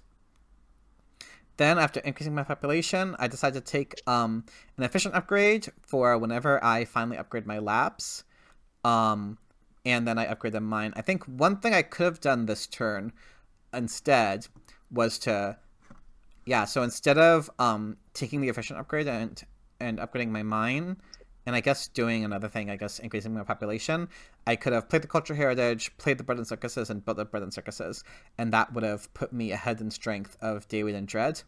And I think that was, we probably considered it, but I think we decided against it because it would have cost me a lot. It would have cost me 4 rocks, right? Because I wouldn't have been able to take the efficient upgrade. And we also didn't have knowledge of any strength events coming up shortly. And so, for those reasons, we figured it wasn't necessary for me to get up to 15 strength this turn. Yeah, the efficient upgrades seem like such a high value card for you with needing to upgrade farms and mines, farms and labs. Um, I think one other thing we considered was for you to take Bach and Opera here. Mm-hmm. One awkward thing was that Bach would likely be taken by our opponents or fall off if you don't take him for 2.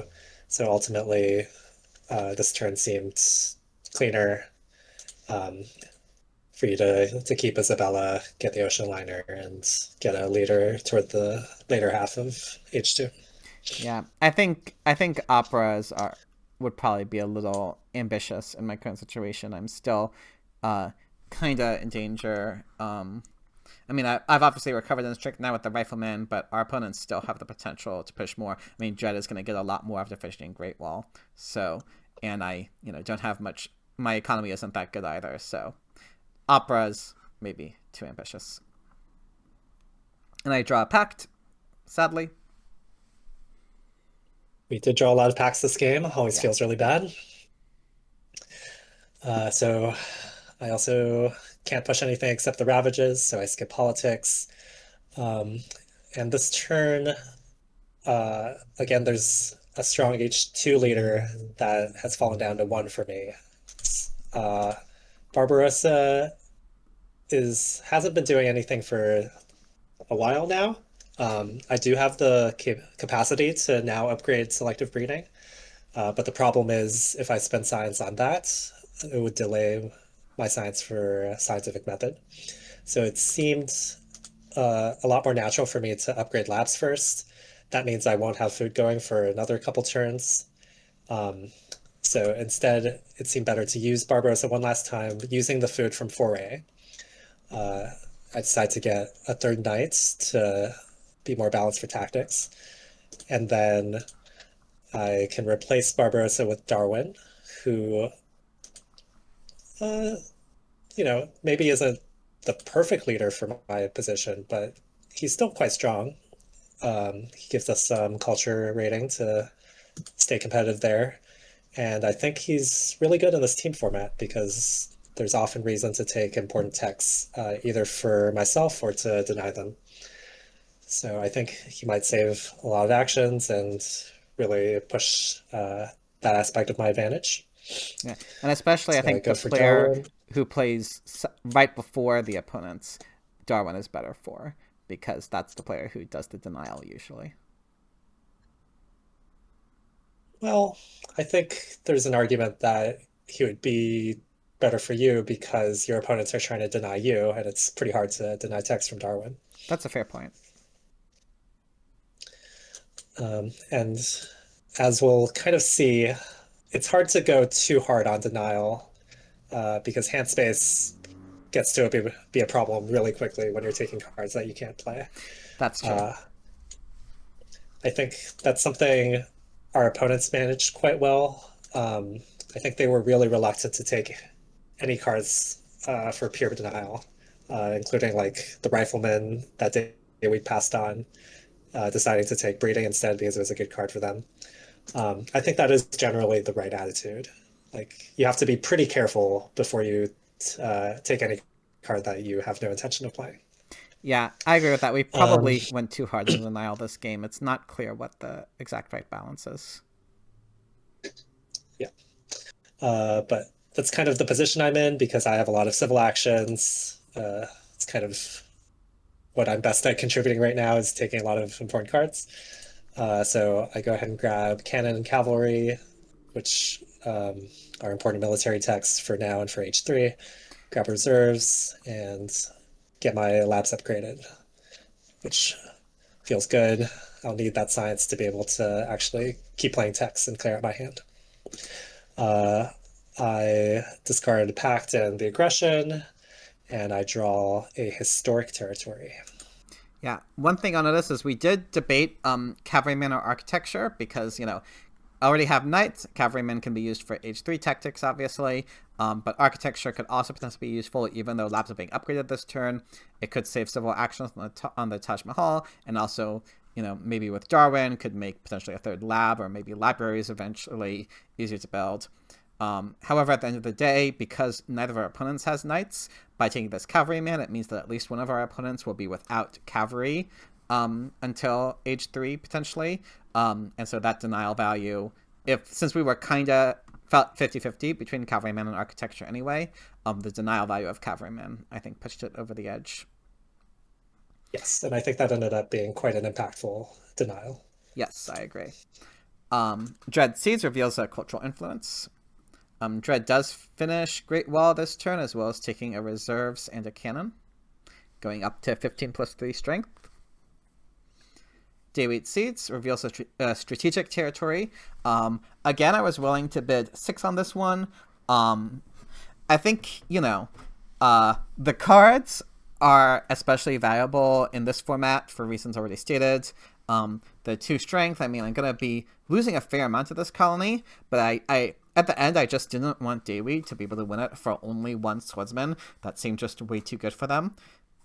So I wanted to make sure Dayweed would have to spend at least a little bit more to win it. And in the end, that means I had to win it for 6, which is a fair amount to cost, but at least I only have to spend 1 unit with it. The 3 rocks is also a lot, obviously. So, you know, I kind of would have preferred not to win it for this. But, you know, again, Dayweed winning it for only 1 swordsman also seemed really bad. So maybe it was still a mistake to bid this much in retrospect. I'm not sure. But I think it was probably like about a neutral value in the end. Dayweed then takes a justice system to help out with their monarchy, as well as the second copy of cavalrymen. So Dread is going to be the one without cavalry units. And then upgrades under their mine. We can see that Dayweed, despite having the rocks for it, has been forced to delay these mine upgrades a lot because they were taking cars instead. Yeah, but he does have a lot of blue tokens, so he's been able to get away with this. Still, cutting that cavalry meant that Dayweed had to grab this cavalryman for 2, and it kind of makes it more awkward for our opponents to just get into a nasty H2 tactic because they have different military techs available. So hopefully this makes it more awkward for them and gives you more time to set up. Mm-hmm. It's my turn. I ceded the international agreement. I think we figured that Airren, you know, had very good odds to be able to be strongest and win the international agreement. I am not weakest in my turn when I ceded, so it just seemed like a good time for me to cede. Reveals of Barbarians, which does not hit Dread, sadly, but at least it's then a neutral event. One possibility we considered was for me to rebuild my knight or maybe a warrior or something so that I'm not weakest after my turn. But I decided that I didn't want to commit to the knight or the warrior yet because neither of us have actually drawn any H2 tactics yet. So it's not clear to me yet what military units I'm going to want. And an alternate way for me to not be weakest after my turn is just to build up bread and circuses, which I will want to do eventually. At some point anyway. It also plays around rebellion a little bit. I don't know how much of a risk that is, but it definitely could be in there based on their civilizations. So both to play around rebellion and, like I said, to not commit to how I want my military to look yet. That's why I built the bread and circuses. For my remaining civil actions, I am in dire need of science at the moment, so this breakthrough is going to be very nice for me. I also in dire need of rocks for whenever I finally upgrade my lab, so being able to get these 2 efficient upgrades does stuff my hand a little bit, but the other cards I should be able to get rid of easily, so I thought that should be fine.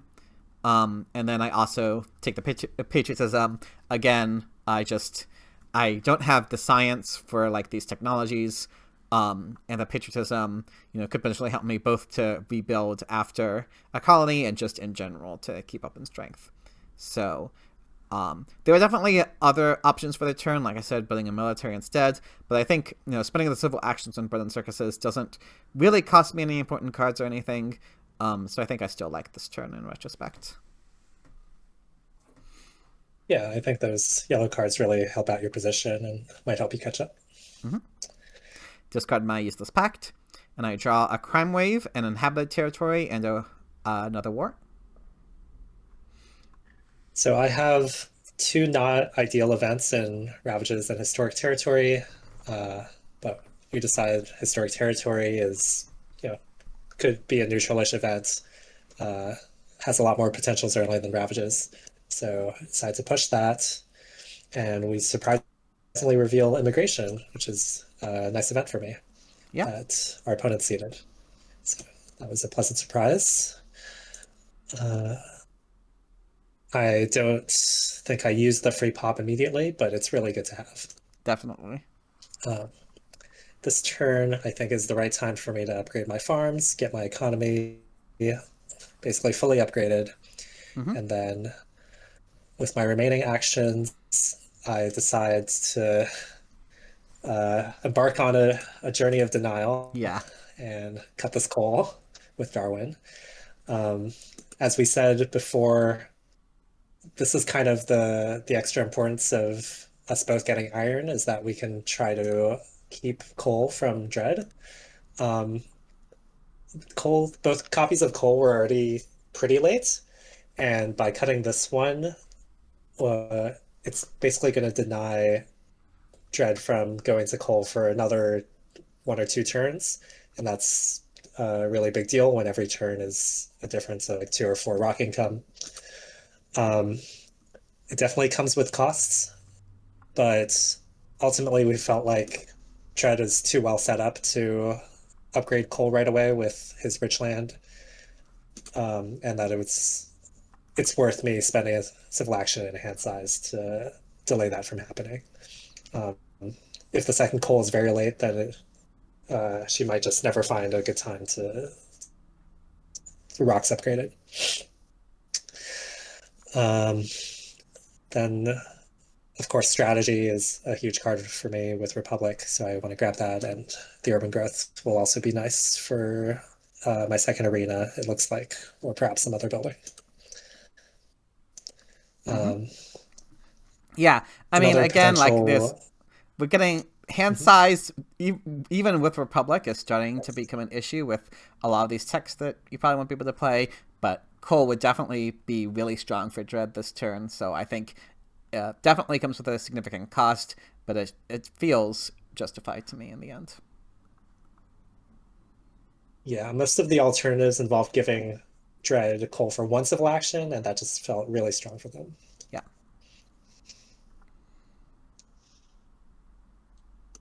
What do you draw? I pick up 2 tactics, actually, but they're kind of weird. It's Hussars and Fortifications. So it's 2 tactics that are really hard for anyone to use because everyone has a lot of infantry. Yep. Dread decides to take the Harvard College. I get again. It looks like at least one of our opponents will be without the scientific method, so this will be useful to supplement their science income. And they actually built a fourth mine, interestingly. So I guess this is their response to us cutting the coal. And then they take an urban growth. Dayweed finishes Universitas, takes a revolutionary idea, and then plays reserves both for food and rocks. Was probably afraid that the age... I mean, the age could... probably wouldn't, but could end before the next turn, and maybe they also just didn't like the cards that were on the row.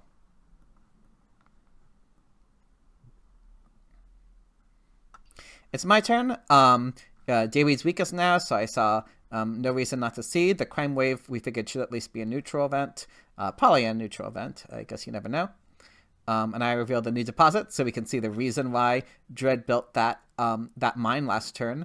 Let's get an extra rock off of this. But it also shows how I think the fact that this was in the deck further justifies us cutting coal, because the coal would have given Dread 4 rocks if they'd gotten it this turn, which would have been really good, I think.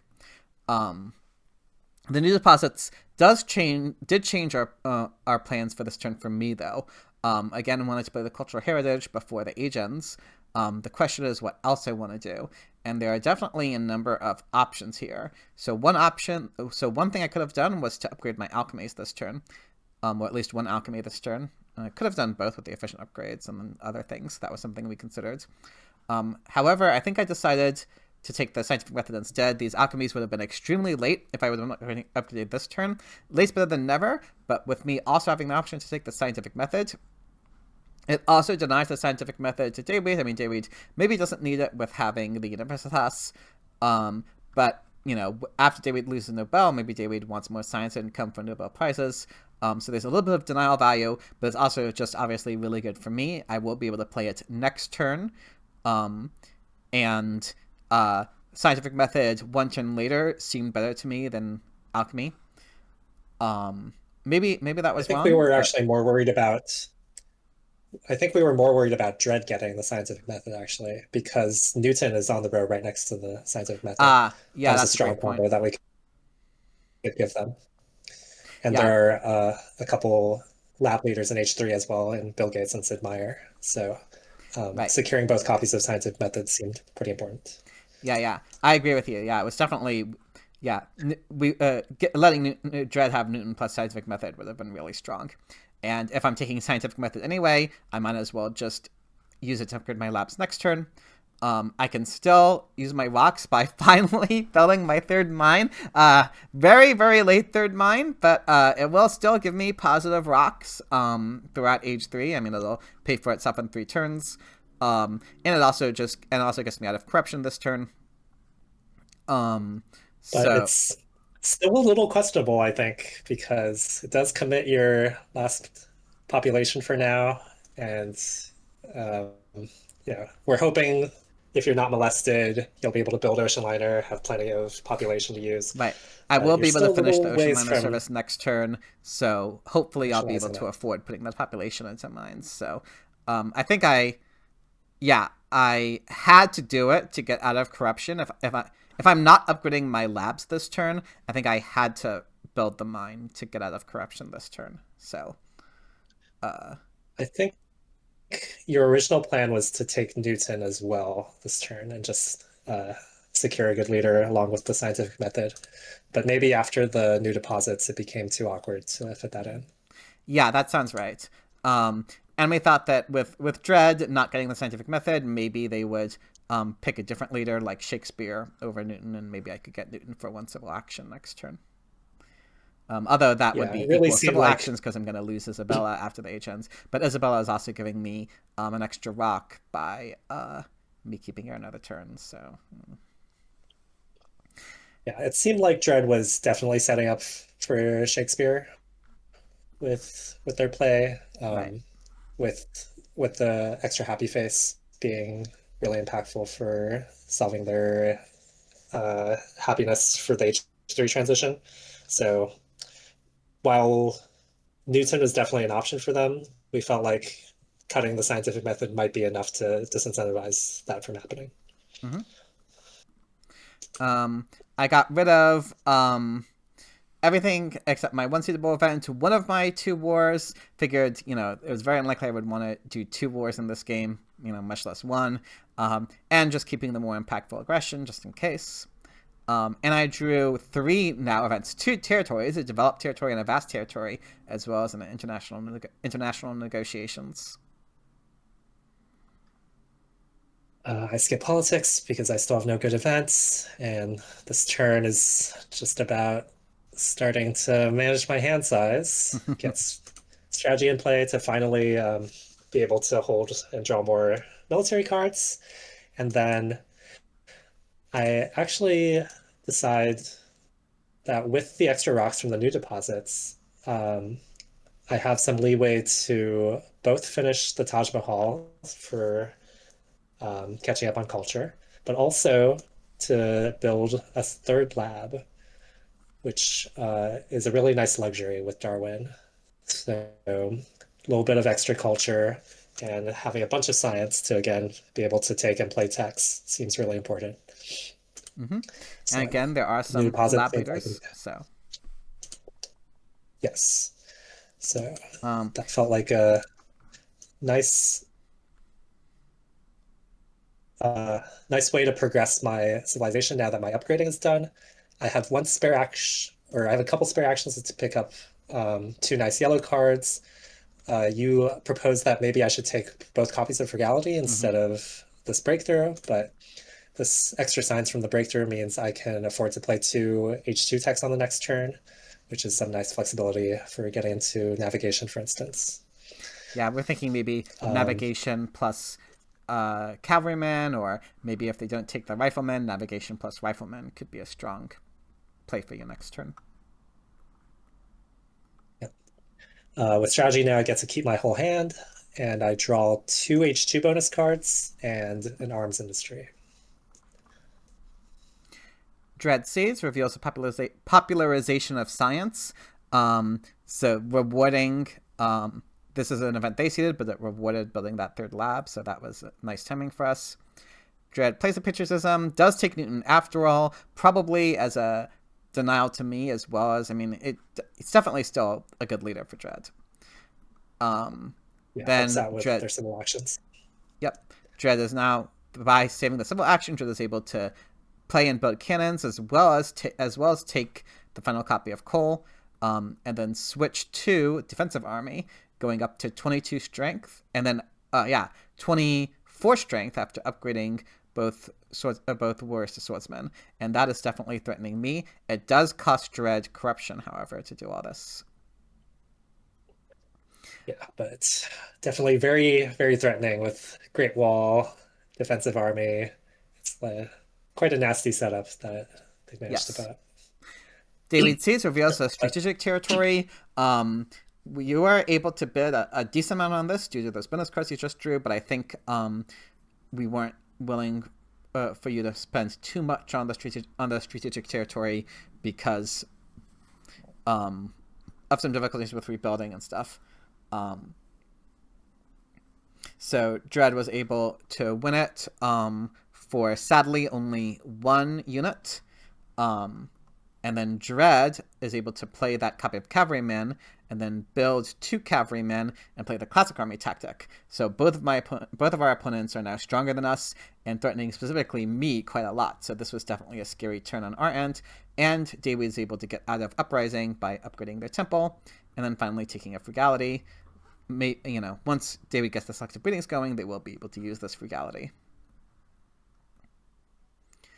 And now the age ends for me, and I am faced with a very difficult turn on my end.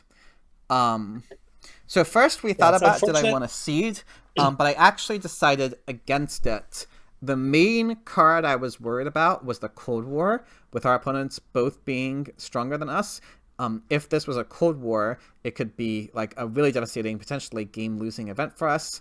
I wasn't too excited about any of the events in my hand either. International negotiations, I would, at best, would probably be me paying stuff to Airren. The territories, hard to justify with David having the colonization bonus. So for those reasons, and again because I was really scared of Cold War in particular, I decided not to cede. Um, the major issue on my turn is what am I going to do about my military situation? My opponents are right now threatening potential double aggression against me, and if they can get a successful double aggression, that could just lose us the game right there. We had a long discussion here about how we wanted to play this turn, how risky we wanted to play it, because one option definitely could have been for me to finish the ocean liner service and basically just leave myself vulnerable to a double aggression and like dare our opponents to have it. And I think that definitely would have been defensible. I mean, Dread only has 3 cards on their hands, so there's definitely a decent chance that Dread does not have an aggression. Dayweed did draw off of Colossus, so Dayweed could have an H3 aggression, but it's only 3 cards. And nothing I do on this turn is able to guarantee me to defend against Dayweed. The best I can do is defend against Dread. So the question was basically, did I want to leave myself vulnerable to a double aggression or not? And we kind of went back and forth on it, and like, you know, tried to figure out like what exactly the game situation, which I guess is a good opportunity for us to talk about the overall game situation.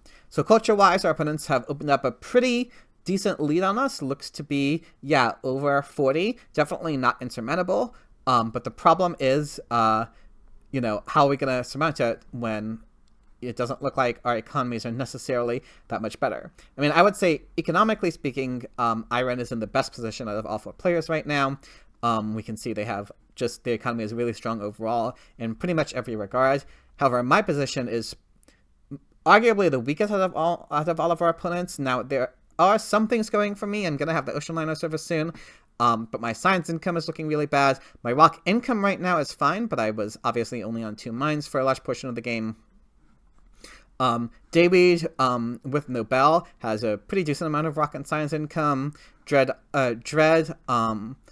once Dread gets the coals going, might have some more rock income going. Is going to have more science income with the Harvard College. I would say our opponent's main weakness right now is in population. Neither of them are going to be able to get that much more population soon. In addition, our opponents were not able to prepare so well for the end of the age. We can see they are both currently in Uprising without a very easy way to get out of Uprising. So I would say that's our current major advantage. Our opponents basically sacrificed that in order to get this military push going.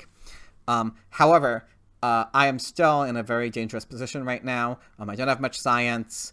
You know, the ocean liner service will supplement my food, but I still don't have a lot of foods. But most importantly is my military situation. I did not draw any H2 tactics. Our opponents just played these, so I can't copy either of them yet. And so it is going to be a huge challenge for me to stabilize my position in the next few turns. However, that being said, if I'm able to stabilize my position in the next few turns, then Airren, with his good economy, and our opponents having some issues of their own, like I said, especially with population, and also, you know, some other things. You know, Shred hasn't been able to upgrade much at all. David's only been able to upgrade mines. So I felt that we were in the danger zone right now because of how much our opponents push strength, but I felt that if I could stabilize my position, we were still in a pretty decent position to win this game.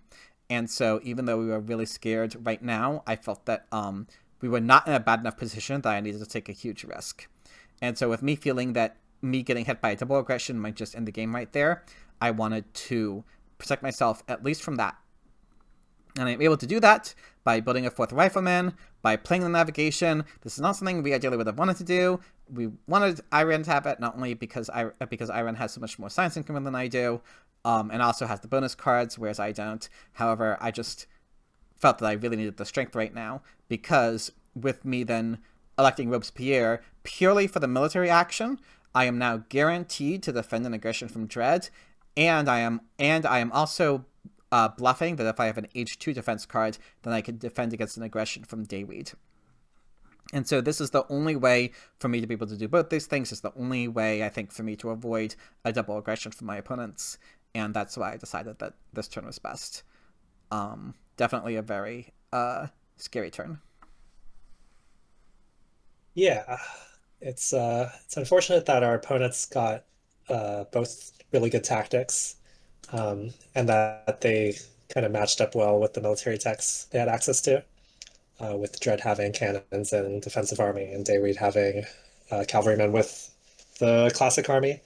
It meant they could both go for the strength push at the same time and be really threatening for this round. Um, Fortunately for us, the last copy of cannon is very late here, which meant that they couldn't both go for the same tactic. Um, in order to do this push, Dayweed had to reveal classic army, which is the perfect tactic for both of us as well, since we both have knights. So if we're able to get our bearings under us and copy the classic army tactic, we should be able to equalize on strength and eventually pull ahead with our population advantage. Um, but this round feels like the most vulnerable time. Yeah, I think the Um, game kind of hinges on how the next turn or two go. yeah, it's Just it's my really war. unfortunate that you have to spend all your like resources in science doing these things to try to defend and still not maybe not be able to defend because it's delaying your lab upgrades. Robespierre is like hopefully will be good, but you might not actually get the a revolution. And delaying the ocean liner service is also really painful. Yeah. So doing this turn definitely cost me a lot. So I definitely can understand the case to just work on my civilization instead and force them to have the cards to punish me. And I think if our position was worse, then that would have been the right play to play to our outs. But because Airren has so much better of an economy than our opponents did, that's why I thought that it was justified to play safer here. Unfortunately, I don't draw any bonus cards, so I am vulnerable to an aggression from Dayweed. Um, I draw an impact of culture, which, you know, definitely could, if Airren is able to maintain having the highest culture income, could be a suitable event for us.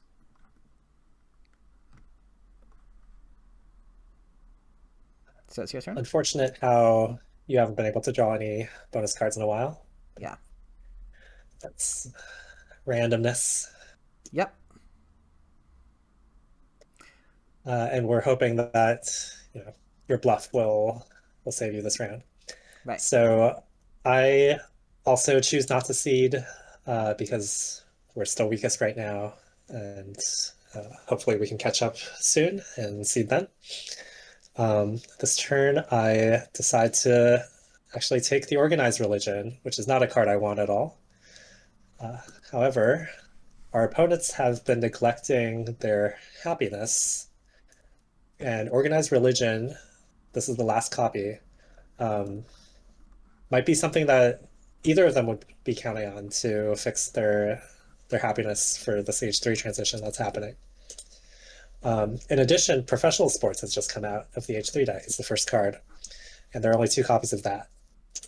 Um, that's a card that's pretty decent for me anyway, since I also need to deal with my uprising, and it lets me keep one arena and not have to devote a second population there. It also gets me a good amount of strength, which is quite important here. So ultimately, I decide to take both of the happiness solutions so that the remaining happiness solutions in H3 are only the second copy of professional sports and Marlene Dietrich.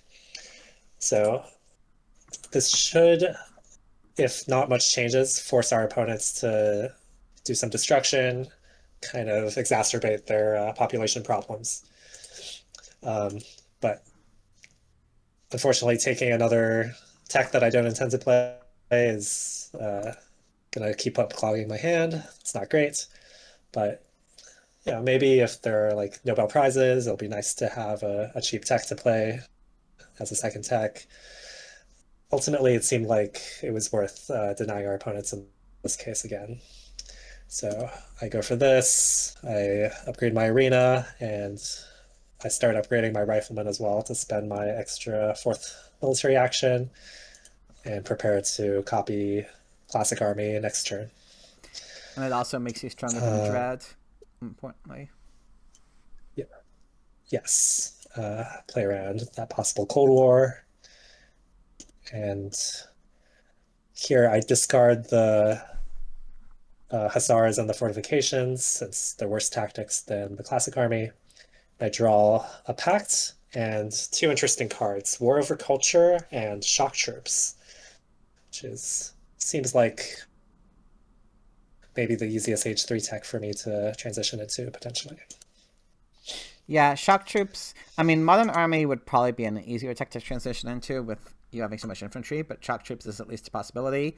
And always nice having a war so early means that you can plan to war our opponents from the beginning of age 3, knowing that you'll have that payoff.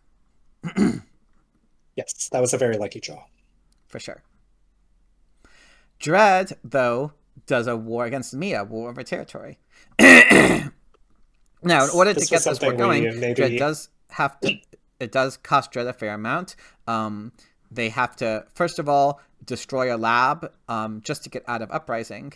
And then they also have to destroy a mine in order for them to build a second cannon and go up to 34 strength. So they end up destroying 2 buildings in order to fund this war. So that's at least a somewhat significant cost. But it's also obviously this war in territory could be pretty bad for me. I still have issues with population. I haven't been able to finish my ocean liner service yet. So definitely still a scary situation for me. And David also tries an aggression against me after all, which unfortunately I do have to lose. At the very least, it's a raid, which is probably the best best aggression they could have had for me. Even though it costs me, a fair amount of rocks, maybe I would have needed that extra population from destroying the lab anyway. So maybe it's kind of only costing me the arena that I'll have to rebuild. And it only gives Dayweed 3 rocks as well. So definitely compared to Plunder or Spy, or especially Infiltrate. Infiltrate would have been completely devastating. So the best aggression could have been, but still the fact that there was an aggression against me at all definitely hurts. Dayweed upgrades 1 farm, takes the cannons, and takes Bill Gates. Early copy of Bill Gates, always nice to have. Dayweed does not have the labs for Bill Gates yet, another benefit of us cutting both of the scientific methods. But Dayweed has good odds of being able to get a copy of computers eventually, and until then, Dayweed can just hold on to Nobel, so it makes sense. Dayweed, though, does have to destroy one of their farms in order to get out of Uprising, so that's a good thing for us, at least. Dayweed probably felt pressured to take Bill Gates because of how well set up I am for him. And you potentially as well, if you can manage to actually get scientific methods upgraded. Yeah, maybe me, but if Dayweed hadn't taken Bill Gates, we probably would have given Bill Gates to you, I think. Yeah, so the unfortunate thing about your play last turn to defend against aggressions is that I think you're a little unprepared for this war over territory. So I think this is quite an awkward turn for you. Yeah. That being said, I did luck out in getting this early copy of Churchill, who, as we'll see, is gonna really make this turn a lot easier for me. I can adopt the classic army tactic, elect Churchill. Robespierre ended up doing pretty much nothing for me, unfortunately. That's how it goes sometimes. But with Churchill, I'm able to finish the ocean liner service this turn, and then with my patriotism and Churchill's extra resources, I can both build 2 knights and build an arena. So I finish I fill my classic army tactic and get out of Uprising. I can only do that with the Churchill resources, so that was lucky for me.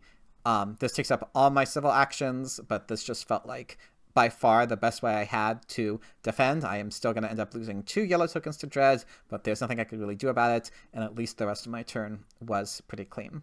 So I think this is a pretty straightforward turn in the end. Yeah, but definitely didn't feel great. Yes. I discard pretty much all of my military cards, and I keep the events that I could seed. I didn't seed because, again, worried about Cold War. I'm going to be ahead of Dayweed in strength now. And I draw a war myself. In retrospect, there may have been an argument to keep one of your H2 wars, because you might have to keep building military. And in that case, maybe it would be nice to have access to a war. But Yeah, that's true. draw, Maybe I didn't need draw all those events, like especially with them being like colonies I might want to see and stuff like that. So, yeah, that's a good point. yeah, but still, without Robespierre, you're down to 3 military actions again, and spending 2 of them to declare a war in H3 is very painful because every Yes. H3 draw is so huge in this format. Every impact has the potential to be like a double swing in points. Yeah, impacts are And really, really big in Robespierre, this format. yeah, Robespierre didn't do that much, but he did draw you a couple extra cards, and that's something. True. Uh, as along with helping you with turn defense. So this turn, now that you've gone stronger than Dayweed, we felt it was okay to risk pushing. So I push Arms Industry, reveal National Pride, which Dread wins comfortably. Arms industry should be a neutral event. Yes. This turn, I basically want to get the Classic Army going, and then it was a tricky choice deciding which cards to take because there are all these good yellow cards here, along with a lot of leaders. In fact, every H3 leader except Marlene is already on the road. And if I take a bunch of these high value yellow cards, then it's quite possible that there will be very few leaders for me to choose from next turn. Um, I'm not very well set up for Fleming. I don't have theaters or libraries yet. So if the first 3 leaders all fall off, I might be stuck waiting for Marlene, and I also don't have theaters for her. So that's pretty awkward. But these yellow cards are also like nice for me and so good for our opponents who have also been delaying their mine upgrades. Um, so ultimately, I felt like passing too many of them was just not a good option. So it's awkward. They take up my hand space. I actually have to play out cavalrymen purely for hand space reasons. Um, I decide to do it in case I have spare rocks to upgrade some knights. It might be important if I do manage to transition to shock troops, but that still seems kind of questionable.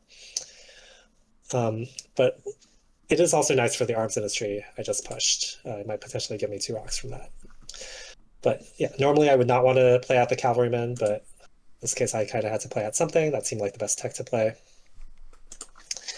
And military buildup is also a little awkward since I'm the strongest and I might not actually get weaker. But we figured there was a good chance that our opponents had colonies, what with their Colossus and cartography.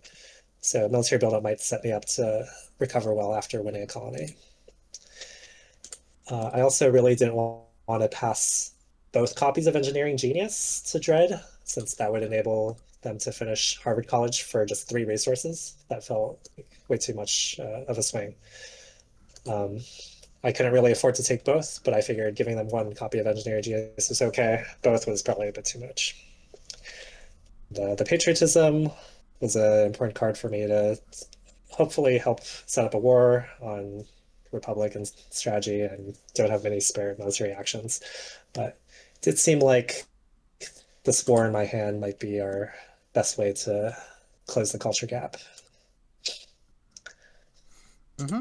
Yeah, I think stuff's your hand, but the dread Harvard College thing is decisive, and um, especially since your plan is to probably try to get a big war going against our opponents, these military yellow cards could be extremely valuable.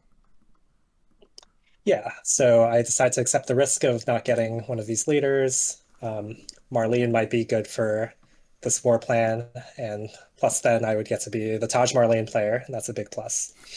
But Here I finally discard the Ravages of Time. It's not a great event. I hold on to uh, the H2 bonus cards I still have, the Shock Chirps, and the War Over Culture. Dread gets 2 yellow tokens from me. Does not seed, instead finally upgrades a coal. Might be, should still be positive rocks. and takes a copy of Reserves and the Engineering Genius. At least this Reserves is a lot of civil actions, and that also means that not all of these leaders, except Fleming, should drop off before Airren's turn. So, good card, but we were a little, I think, happy to see it ourselves too.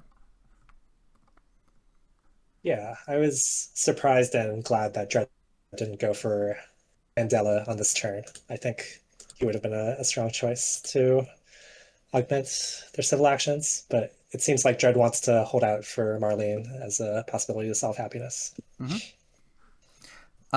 Dayweed, unfortunately, is able to get the first copy of Air Forces. They then are able to build a third cavalryman and finally take a revolutionary idea. Yeah, seems like a decent turn. Yep, that revolutionary idea would have been great for you, so pretty key denial. I still decided to cede my, I think that's the developed territory anyway. Developed territory, maybe I could win it to help solve my science issues a little bit.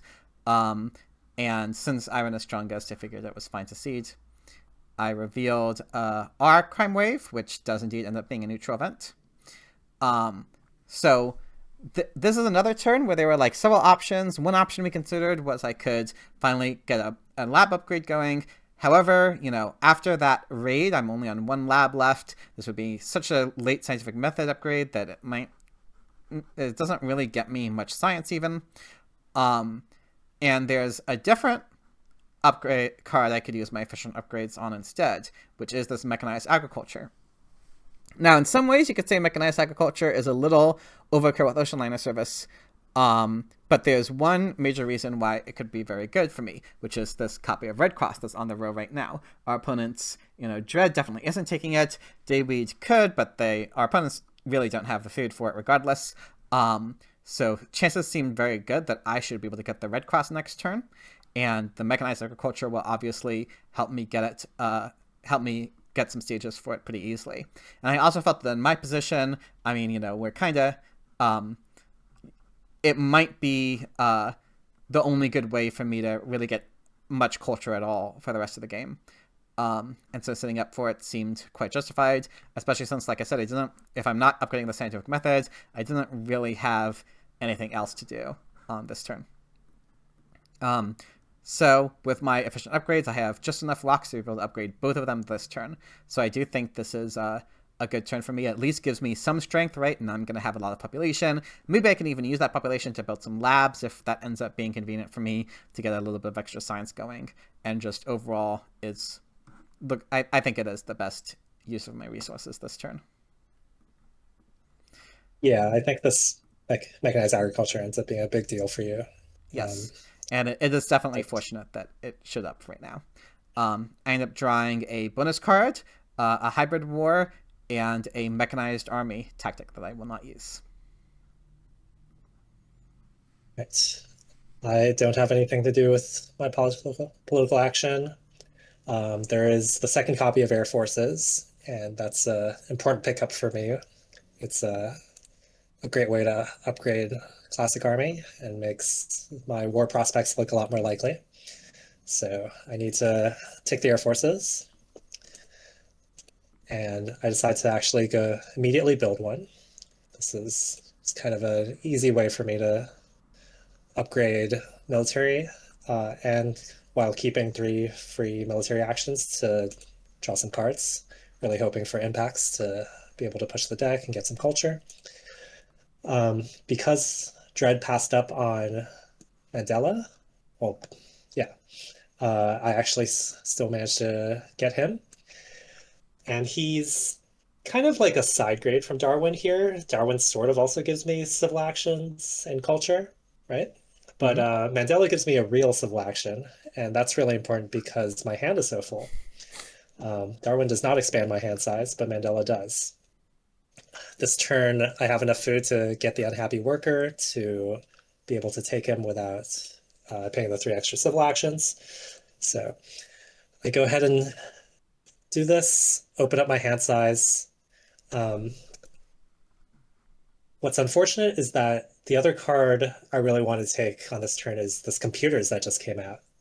because we're really hoping to keep computers from Dayweed and his gates for as long as possible.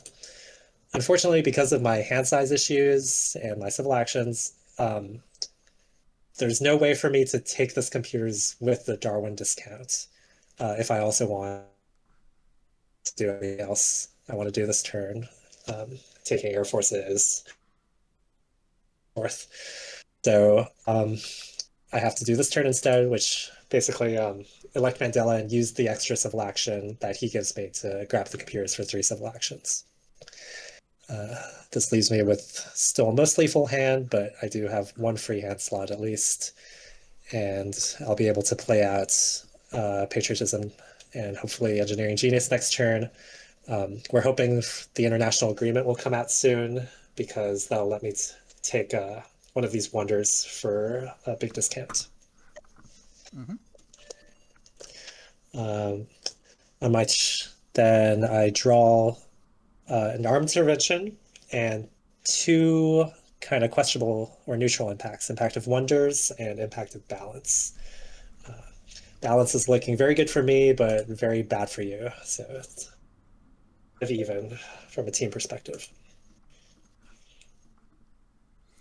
Dread Seeds reveals our international agreement that Airren is able to win.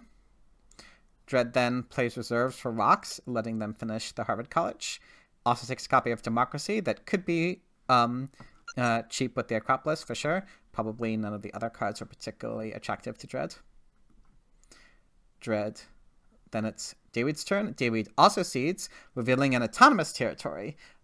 So this was definitely an interesting card to reveal for us to debate about how much we wanted to bid on it. Obviously, Airren's plan right now is to get a war going, and Airren is going to want 2 tactics and 2 air forces with it. So we basically had to do a lot of calculations on how many rocks Airren is going to be able to have in 2 turns to guarantee that even if Airren wins the autonomous territory, they will be able to have 2 armies and 2 air forces next turn. The autonomous territory, Airren does have a lot of civil actions, but because Airren's hand is so full, getting that extra civil action could even be quite helpful for them. And the extra military action is also obviously helpful in order to be able to declare war easier and draw more cards. So it is still a good territory for them. Also, obviously, it's important to deny it to our opponents. But basically, like I said, we calculated, and Airren is also more able to win a territory like this because of that military buildup, as mentioned when we took the military buildup. So at the end of the day, we figured that I think 12 was actually the exact amount we bid, that with a 12 bid and no more, Airren is able to win this and then get enough military on 2 turns. So kind of fortunate for us. I think, or maybe we were debating between like 11. I think we were debating between like 11 and 12, but we figured that there was a very good chance that Dayweed would be able to bid 11. I think because an 11 bid from Dayweed would have been a Cavalryman 3/6. Yeah, and then an age 2 bonus card and an age 3 bonus card. So that combination seemed very plausible from Dayweed, which is, at the end of the day, why we decided to go with a little bit of an extra bit of 12, which is a little bit riskier, but I think we did do the math and figured Airren should still be able to get everything they need to get with it. Airren ends up getting food with it because Airren needs the food to be able to get enough extra population to get the military without having to destroy anything. Unfortunately, the second copy of computers shows up on Dayweed's turn, so Dayweed is able to take it. At least it does cost them 3 civil actions, which means that Dayweed is not able to upgrade the computers this turn. Instead, finally upgrades their 3rd mine. And then it is my turn. I decide against seeding, because again, they are both the strongest now. Neither of my events seemed particularly helpful for us, probably, and so the risk just seemed too high, and it was an unnecessary risk. This turn was a bit of an interesting turn for me in terms of I did want to take the red cross for reasons already stated. So how can I take it and then get out of corruption and stuff like that? In the end, we felt that me increasing my population regularly like this was fine. It will still leave me with enough food to finish the red cross next turn, assuming that our opponents both build a stage. I am able to fix my happy face situation. I don't necessarily, I guess, need to build the arena, though I think I am building military up too. So this arena is pretty much vital because after taking rocks from Churchill, I can get a second tactic going, and now I am actually the strongest. I'm up. That makes me pretty comfortably safe, I felt, from any like war potential from my opponents or anything like that, at least for the next turn cycle. And then with my last several actions, I am able to take the red cross, as previously stated, and then by building one stage of the red cross, I am able to get out of corruption. And so overall, I think this turn seems quite clean. Most of the cards on the row are techs that I do not have the science to play. I mean, reserves for 3 civil actions. I think, we're thinking Airren could probably... We would rather, I think, Airren get the reserves because it will help Airren with the war. So, yeah, clean turn, I think. And I discard... We did have to decide which cards to keep, and I think we decided to keep the hybrid war for me because it costing 1 military action less meant that it was somewhat more plausible for me to be able to potentially do it, maybe. So yeah, I also discarded the impact of culture because it was looking at best neutral and at worst positive for our opponents, so I just kept the more like neutral event that I could potentially seed. And I drew an impact of technology, which due to me getting this, due to our opponents not really having much science income either, is actually somewhat surprisingly, with my situation, going to be at least a neutral impact for us. Airren's turn now, and Airren is able. We decided, there will be one more turn cycle, so Airren doesn't have to war this turn. Couldn't really war this turn anyway.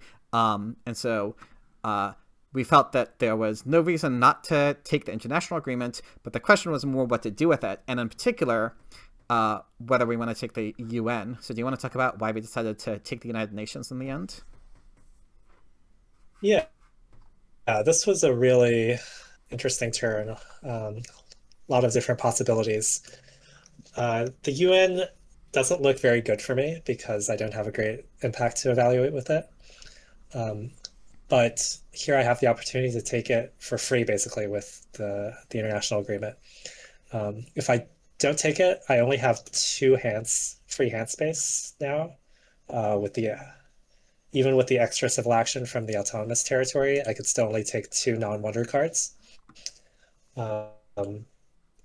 So the UN had very low opportunity cost, and it gave me some high roll potential. Even with all the military escalation I plan to do for the war, I still plan to draw 3 H3 cards, and there are a lot of impacts that could potentially be very good for us. Mostly the ones related to population would all score us a lot of points. So ultimately, I decided to grab the UN along with 2 blue techs, which are also very high value in this format because impact of progress is such a huge swing. If either we or our opponents draw impact of progress, whoever has the blue techs is very impactful. And especially civil service helps me further expand my hand size. So it's another key card here. Really important that I had exactly 10 science for that. So I grab UN, satellites, civil service, immediately develop the civil service. I now have 11 civil actions, which I think is the most I've ever had. I get to play out the military buildup and use that to upgrade all my riflemen, to spend a bunch of civil action, or spend a bunch of military actions and use the military rocks. Now I'm set up to so next turn, okay. Basically I'm going to take this copy of reserves, at least one of the reserves. That will give me 4 food, and I'm going to have 12 food, which is exactly enough to pop twice next turn. I'll need those 2 populations to build 2 air forces, which will, each air force will generate 13 strength. So that'll jump me all the way to 70 strength. I also have enough science to play out the satellites for 3 more strength. I have enough civil actions to grab another copy of reserves for the rocks I need to build those air forces. Plus, we also know that arms industry is in the deck. And as things stand, I would get 4 rocks for riflemen and cavalrymen. Those 4 rocks could let me upgrade my bread and circuses to pro sports for another 3 strength. So it's looking like I'll be able to war with about 76 strength. And my hand is very full, but I've managed to take a lot of key cards, especially military theory, we decided was quite an important card to try to deny, even though there's a second copy. Neither of our opponents have any military action technology, and that could help them defend more flexibly or possibly threaten you with a war. So the last decision was whether to take that or to grab the endowment of the arts, which could generate a few culture. But military theory seemed like the more impactful choice.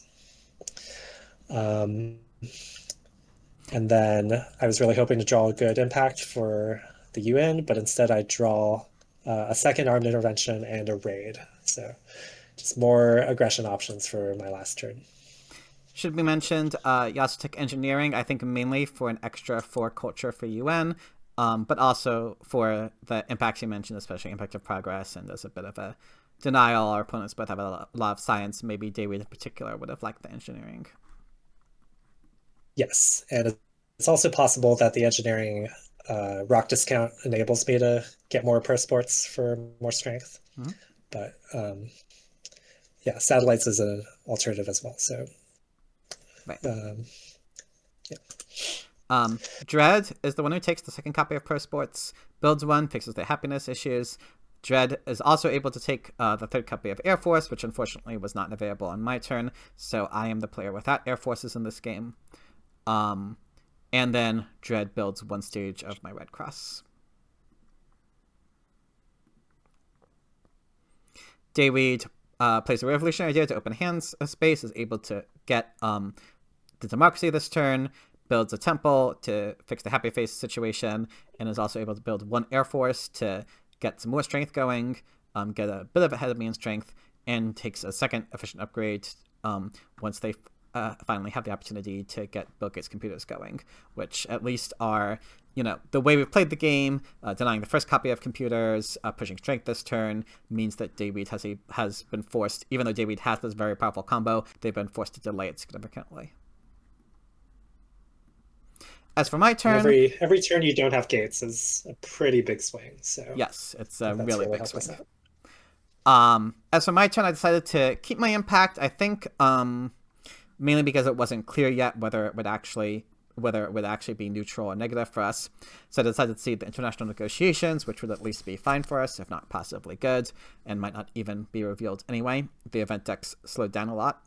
Partly because, again, we did the math of the impacts, and most of the impacts we haven't seen are actually good for us, which means that our opponents may not be seeding much for the rest of the game. I end up revealing the arms industry, at least it coming out before Airren's turn is definitely nice. I did think about, did I want to, how much do I want to work on the Red Cross this turn? But it is possible for us to finish it ourselves with me building 2 stages and Airren building the last stage. However, that would force Airren to not be able to pop twice, and instead would have to destroy one of their buildings. And you will see our opponents do not actually have any food left to build another stage of the Red Cross this turn. Now, it is possible that they've seeded Prosperity in the deck, and if Prosperity is revealed, then they would be able to build a stage of the Red Cross at least, and deny us some culture from that. However, we figured that it would be too much of a cost for Airren to destroy a building in order to just avoid that possibility that one of these cards is Prosperity.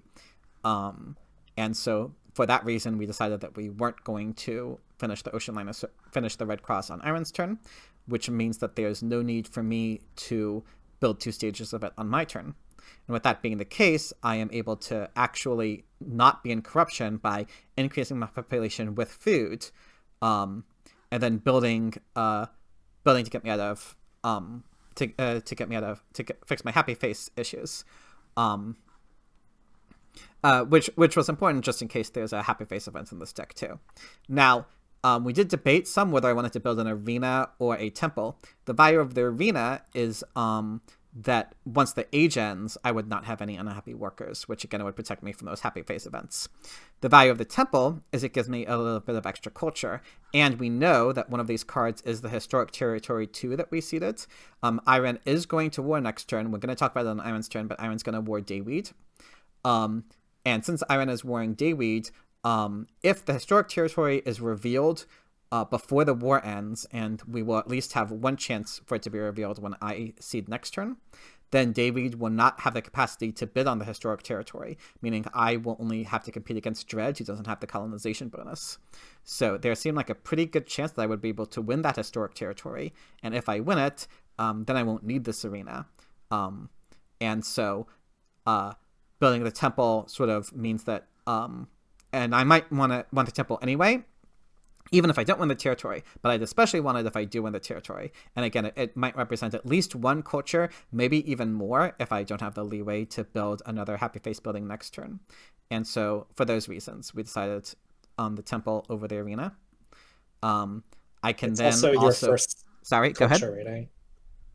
The temple is also your first point of culture rating, which might matter for impact of balance, if I'm able to score that with the United Nations. Mm-hmm. Unfortunately, it means I won't be able to get the achievement where you win a game with no culture protection ever, but I am not going to be finishing first in this game anyway. So I can then get out of corruption by building a rifleman and 1 stage of the Red Cross, getting me just out of corruption. So that's definitely... when the turn started, I didn't think I would be able to do this, but we were able to find a turn where I could get out of corruption. So that's a nice thing. That leaves me with 3 civil actions. I decided to take the urban growth because we wanted to leave the reserves, I think, for Airren. And the urban growth I should be able to use on a happy face building at the very least. I don't have the science for any of the texts, so... And with my last civil action, take the rockets. Again, we wanted to drop the reserves down to 1 civil action for Airren. And I figured that with Churchill giving me extra science for military techs, then maybe I have a chance to play this copy of rockets for the impact of technology. We weren't sure whether it was better to slow play the age ending or not.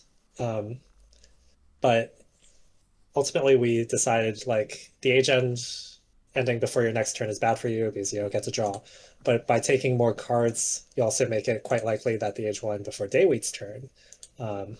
And them losing 2 yellow tokens would also make it more awkward for them to defend against my war. So taking more cards seemed like a net positive. Yeah. We figured that the age would probably end before my turn anyway. And yeah, Dayweed having to destroy an extra building because the age ends before their turn could be a pretty significant cost for them. It also means there'll be no Nobel Prizes, which probably doesn't matter, but also notable. I draw a positional army, which I won't use, but I also draw a very good impact for us, the impact of progress, which due to all of Airren's blue text will be an extremely good impact for us. So that's a lucky draw. So now it's time to declare my long prepared for war. Both opponents are viable targets. Dayweed actually has the highest strength potential, I believe, yes, because they have a lot of rocks stored up and they can have enough military actions to build a second classic army. Not quite enough to build a second air force, but there are potential events like freedom of movement that could enable that. However, Dayweed has more of a population crunch. Based on just the way they've played, they've never managed to reestablish a second farm. They really want their labs to enable Bill Gates. So Um, they basically have to destroy their mines to get any more population. And um, in order to make up their rock production, they need to keep enough rocks to actually upgrade computers. And that would cut into their ability to actually build a second army. Dread, on the other hand, is already fairly well prepared to just build some air forces to defend. So even though they have a lower strength ceiling, it's a lot more comfortable for them to just build a couple air forces and put up a reasonable defense. So ultimately, we decided that warring Dayweed would force a lot more difficult decisions and maybe ultimately even score more points. So then I execute on my plan of just popping twice, building two air forces.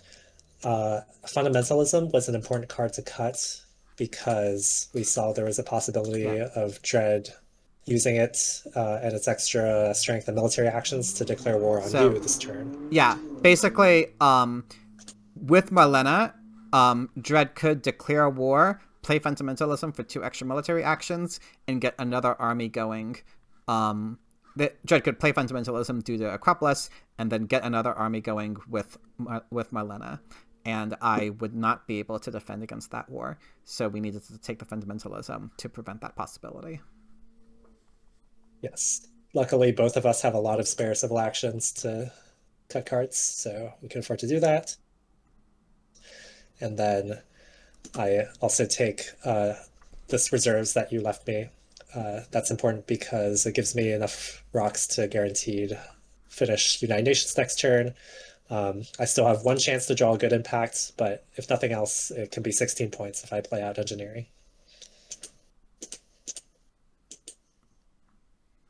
And the mechanized agriculture is just to with this, there will be only 2 cards left in the deck on Dread's turn, meaning if Dread takes any card other than Empire State Building, the age will end before Dayweed's turn. I discard my duplicate copy of Armed Intervention, and I just draw an H3 bonus card.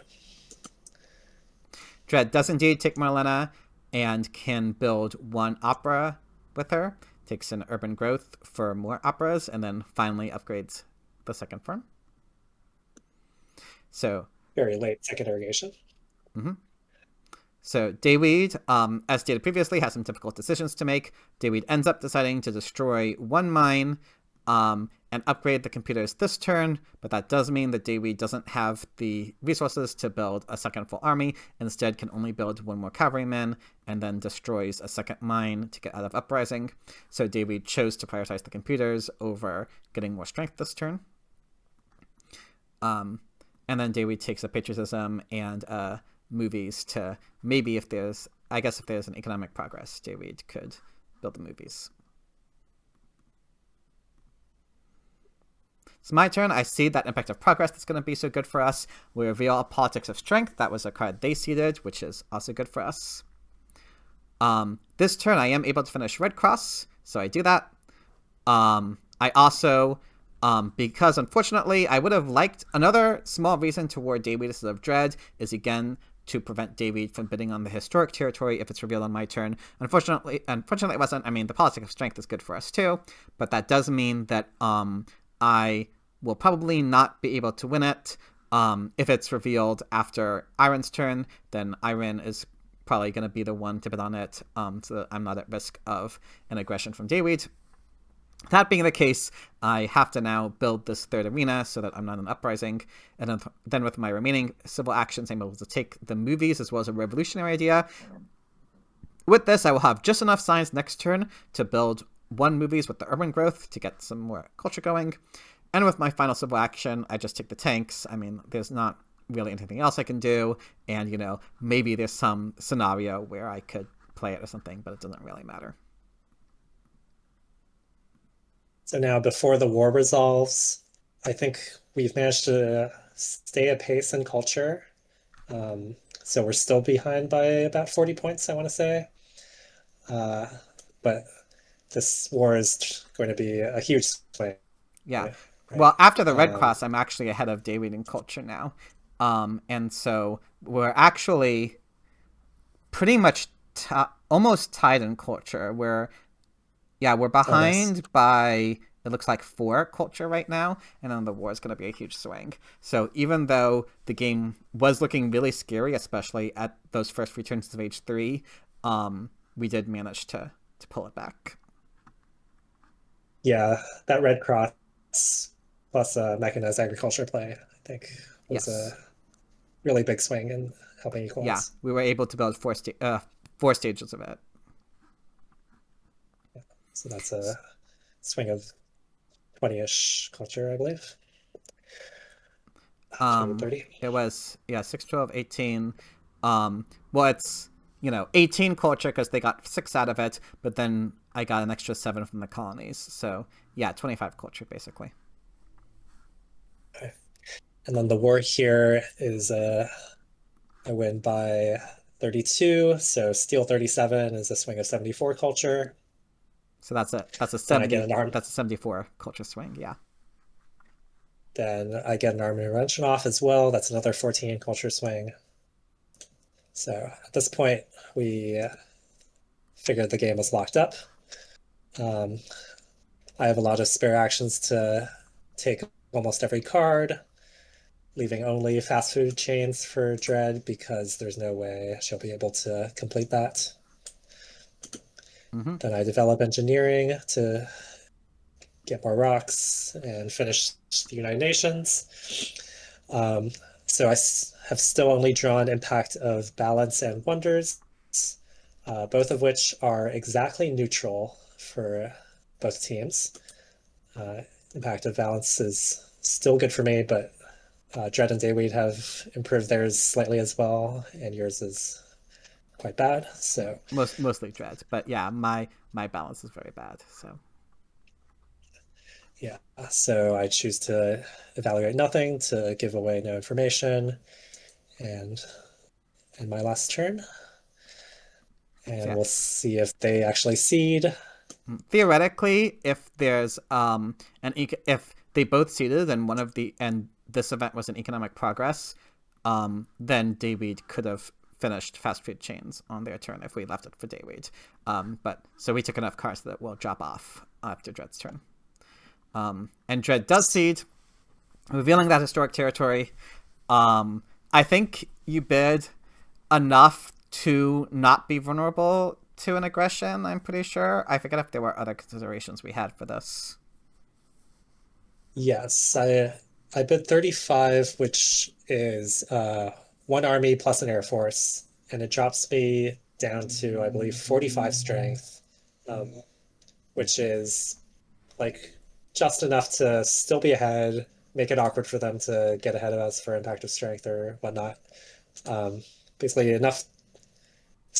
I still have enough military to be competitive and not be crippled, but uh, all my excess military can go because like all the impacts that would be hurt by sending so many units are very good impacts for us, right? Population, harmony, harmony is still fine. Like Competition. competition, yeah. They're just good impacts for us that our opponents would not have seeded anyway, and they would still be fine even if I sent away 5 units. So I send 35 here. I actually forget to send my bonus card, uh, which could have made a small difference, but ultimately, based on the impacts that could realistically be in there, David could just send an extra unit. So probably doesn't make a difference. Yeah, we're ahead by enough that there's no need to take like a particular risk by like bidding a lot for this territory. So, Dayweed is able to win it in the end. Um, Dread then plays Democracy with Acropolis, destroys a mine for a second opera, and that's pretty much it. Dayweed then builds another temple, maybe a sign that there's impact of happiness. They did not have enough rocks for this movies after all, so that's all they can do. This is also probably just for the extra culture from the temple. I see the impact of tech. It's actually, I think, going to be a slightly positive impact for us now, thanks to that revolutionary idea I got, revealing. It looks like the event they seeded was refugees because we didn't seed this. So we're able to win it. And now, Yeah, as I so they said, I pushed a am lot of able. H2.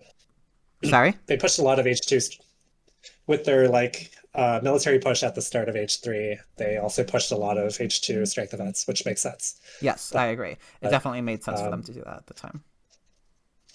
yeah, but we were able to get ahead before those events could come out. Well, that event in particular, I was able to win because, well, I guess Dread was behind me too. But anyway, so I am able to actually empty my yellow token bank completely, even though I got vast territory, which that's what happens when you have Mechag plus Ocean Liner Service. And I can build a movie, and then I have 2 rocks left, and I could basically just build a farm or a mine. And I think we figured that with Dayweed destroying the mines, an impact of agriculture was slightly more likely than an impact of industry. And so, before the final impacts are revealed, we can see that Airren is 46 points ahead of Dread, and I am 42 points ahead of Dayweed. So that's 88 ahead of our opponents. So it's gonna, and again, almost all the impacts they could have seeded are good or neutral for us, so it's going to be pretty much impossible for them to come back at this point, but we can see what they were anyway. The first one is the one I seeded, the impact of technology. As we can see, this is gives us 4 points more ahead of them. Next is impact of colonies. This is one that they seeded. This is one of the positive impacts for them. They're able to get +6 against us. Next is the impact of science, another one that they seeded. This one is the other one that's a positive for them, I think. This gives them 10 points against us. And then the final one is the impact of progress that I seeded, which is a very positive impact for us. It ends up giving us, let's see, that's 14, that's 12 points against them. And we end up winning by, let's see, after the Bill Gates bonus, we end up winning by 82 points. You managed to just stay ahead of Dayweed to not be last. Yeah, just barely. So even though the end result looks, I mean, it's definitely not lopsided. Obviously, Jed finished second. But it ended up being like a relatively comfortable victory for us in the end, but it definitely didn't seem that way through most of the game. I would say, starting from their initial strength push on like turn 4 or so, up until Airren's war, basically, we were feeling that we were either like tied with our opponents or even slightly behind. It was a quite stressful game for us through large portions. I think our opponents played much better than their Glico readings show. They showed a very good understanding of this format and what's important in this format. And they made it a very good, interesting game. In the end, it seems that their population issues kind of doomed them in the end. They weren't able to get enough of an economy such that Airren was able to get that big war, which was it was the difference of the game, right? Yeah, because we won by 82 and that war was for 94. So yeah, that war was the deciding difference. The war was only 74. Sorry? The war was only 74 points. Oh, was it 74? Okay, so it wasn't the single point, but, it definitely, it would have been much, much closer without it. If I had to say, like, when the game turned from, like, slightly favored for them to, like, how we were able to win, I didn't know, there were a few, I think we pointed out, like, a few cases where we somewhat disagreed with their plays, but for the most part, I didn't have major disagreements. But I would say that, like, where we were really scared was at the beginning of H2 and at the beginning of H3, right? Where I would say at both of those times, it felt like I was really weak and vulnerable. And our opponents didn't really punish me. They punished me like a little bit at the beginning of H3 with the war and the aggression, but that was essentially it. I think that maybe if our opponents had been much more intent on really going after me, on really pushing strength and really punishing me, then they might have been able to win. I think not taking the copy of Rifleman, for example, that Rifleman was like really, really huge for me, getting that at the beginning of H2. That pretty much supported me throughout the entirety of H2. Cutting that maybe should have been more strongly considered by our opponents. And then at the beginning of H3, Again, after that war and the aggression, they kind of let off of me and started like doing other things rather than trying to push military harder. Maybe pushing military harder to try to get wars or aggressions going against me. Now, it is true that getting Churchill so early would have really helped me to potentially defend. So maybe they wouldn't have been able to do it anyway, but I think if they had possibly tried harder, it also would have made them less vulnerable to Airren's war. So that, I would say, is maybe the major thing that I saw that caused the game to shift in our direction, but I really can't emphasize enough how well Dredd and David both played, and I think they should be proud of their performance. Yeah, ultimately, their economic woes did catch up with them in H3, not having enough population to be able to keep pushing strength to both threaten you and be safer. But yeah, their early military was extremely intimidating, and if they had just like an extra impactful aggression or two, it could have really made your hopes of recovery non-existent. Yeah, like for example, if David had had an infiltrate instead of a raid at the beginning of H3, then they could have won the game, potentially. So yeah, it was, I think, a much closer game than the final results show. Yeah, you'd be able to get that ocean liner service for cheap and actually finish it. That was quite impactful. For sure. So also possible they should have not prioritized the late H1 wonders as much, so that at least one of them could grab something like ocean liner service if it showed up. Yeah, I agree. I agree with that. On our end, as you pointed out, me taking that iron so early, I think did end up backfiring the way the game ended up playing out. Who knows what would have happened if, I had done a different play instead. The game would have gone completely differently. But I do think in retrospect, I was overvaluing the importance of getting that early iron in this format.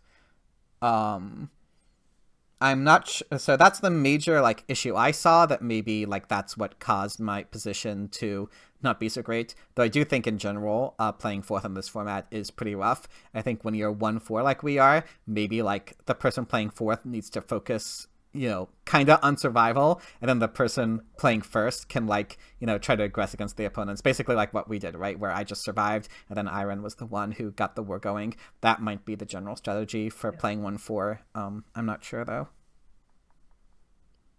Yeah, possible that you should have grabbed Nostradamus after all to just be safer. And maybe if you had been more careful with civil actions earlier, you would have had the leeway to grab him on that turn. Right. But yeah, that's a good point. Nostradamus would have helped me a lot. Maybe it would have meant that I wouldn't have been hit by the uncertain borders, I think, for example. So, because it was a 6 strength swing against our opponents. So maybe Nostradamus is like the best H1 leader in this format, frankly. That's something to think about. Barbarossa is really good. And too. maybe Hard to say. he would have meant you could actually upgrade your science at some point, instead of always being on the back foot military wise. Right. So yeah, that's true. Those are probably the two plays that stand out. I feel that given how Age 1 went, where probably some mistakes were made, I think that I felt we did a good job where I was able to recover and survive in Ages 2 and 3, while in Age 2 you got a huge economy going that you then converted to a big war in Age 3. So overall, I feel like this was like a difficult game for us. Our opponents really pushed us, and I think our opponents should be proud of their performance, but I'm also proud of the way we played, and also the way we like played around our opponents' outs at the end of the game too. Just overall, I think a really like well played, high level. Maybe I'm not being too arrogant by saying, oh yeah, the game we played in was like a high level game, but I do think it was interesting, and I hope it was interesting for you to watch as well, and also to hear from the voice of the mysterious Airren. I'm sure so many of you were waited with bated breath for this opportunity. Yeah, so a very challenging game for you for sure. So kudos on surviving all of that. Thank you. Do you have any final words to speak about this game or in general? Can't think of anything at the moment. It's been a it's been fun commentating. Definitely, think we tried to convey most of our main thoughts, but probably missed a lot as well. It's uh, it's tough to try to get all of our many considerations into one watchable video. We'll see how we did. Yeah, this is, I'm not sure how long yet, but I know it's going to be a very long video. So hopefully you all enjoyed it. As always, please leave a comment if you have any ideas or criticisms about either my play or my video making. This is my first collab video, obviously with Airren. My first collab video where I was the one hosting and in charge of the technical side. So please let me know if there's anything I can improve upon. I hope to do more collab videos with Airren in the future. So look forward to those.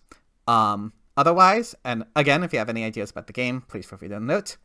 I hope you enjoyed this video, and I hope to see you in the next one. See ya.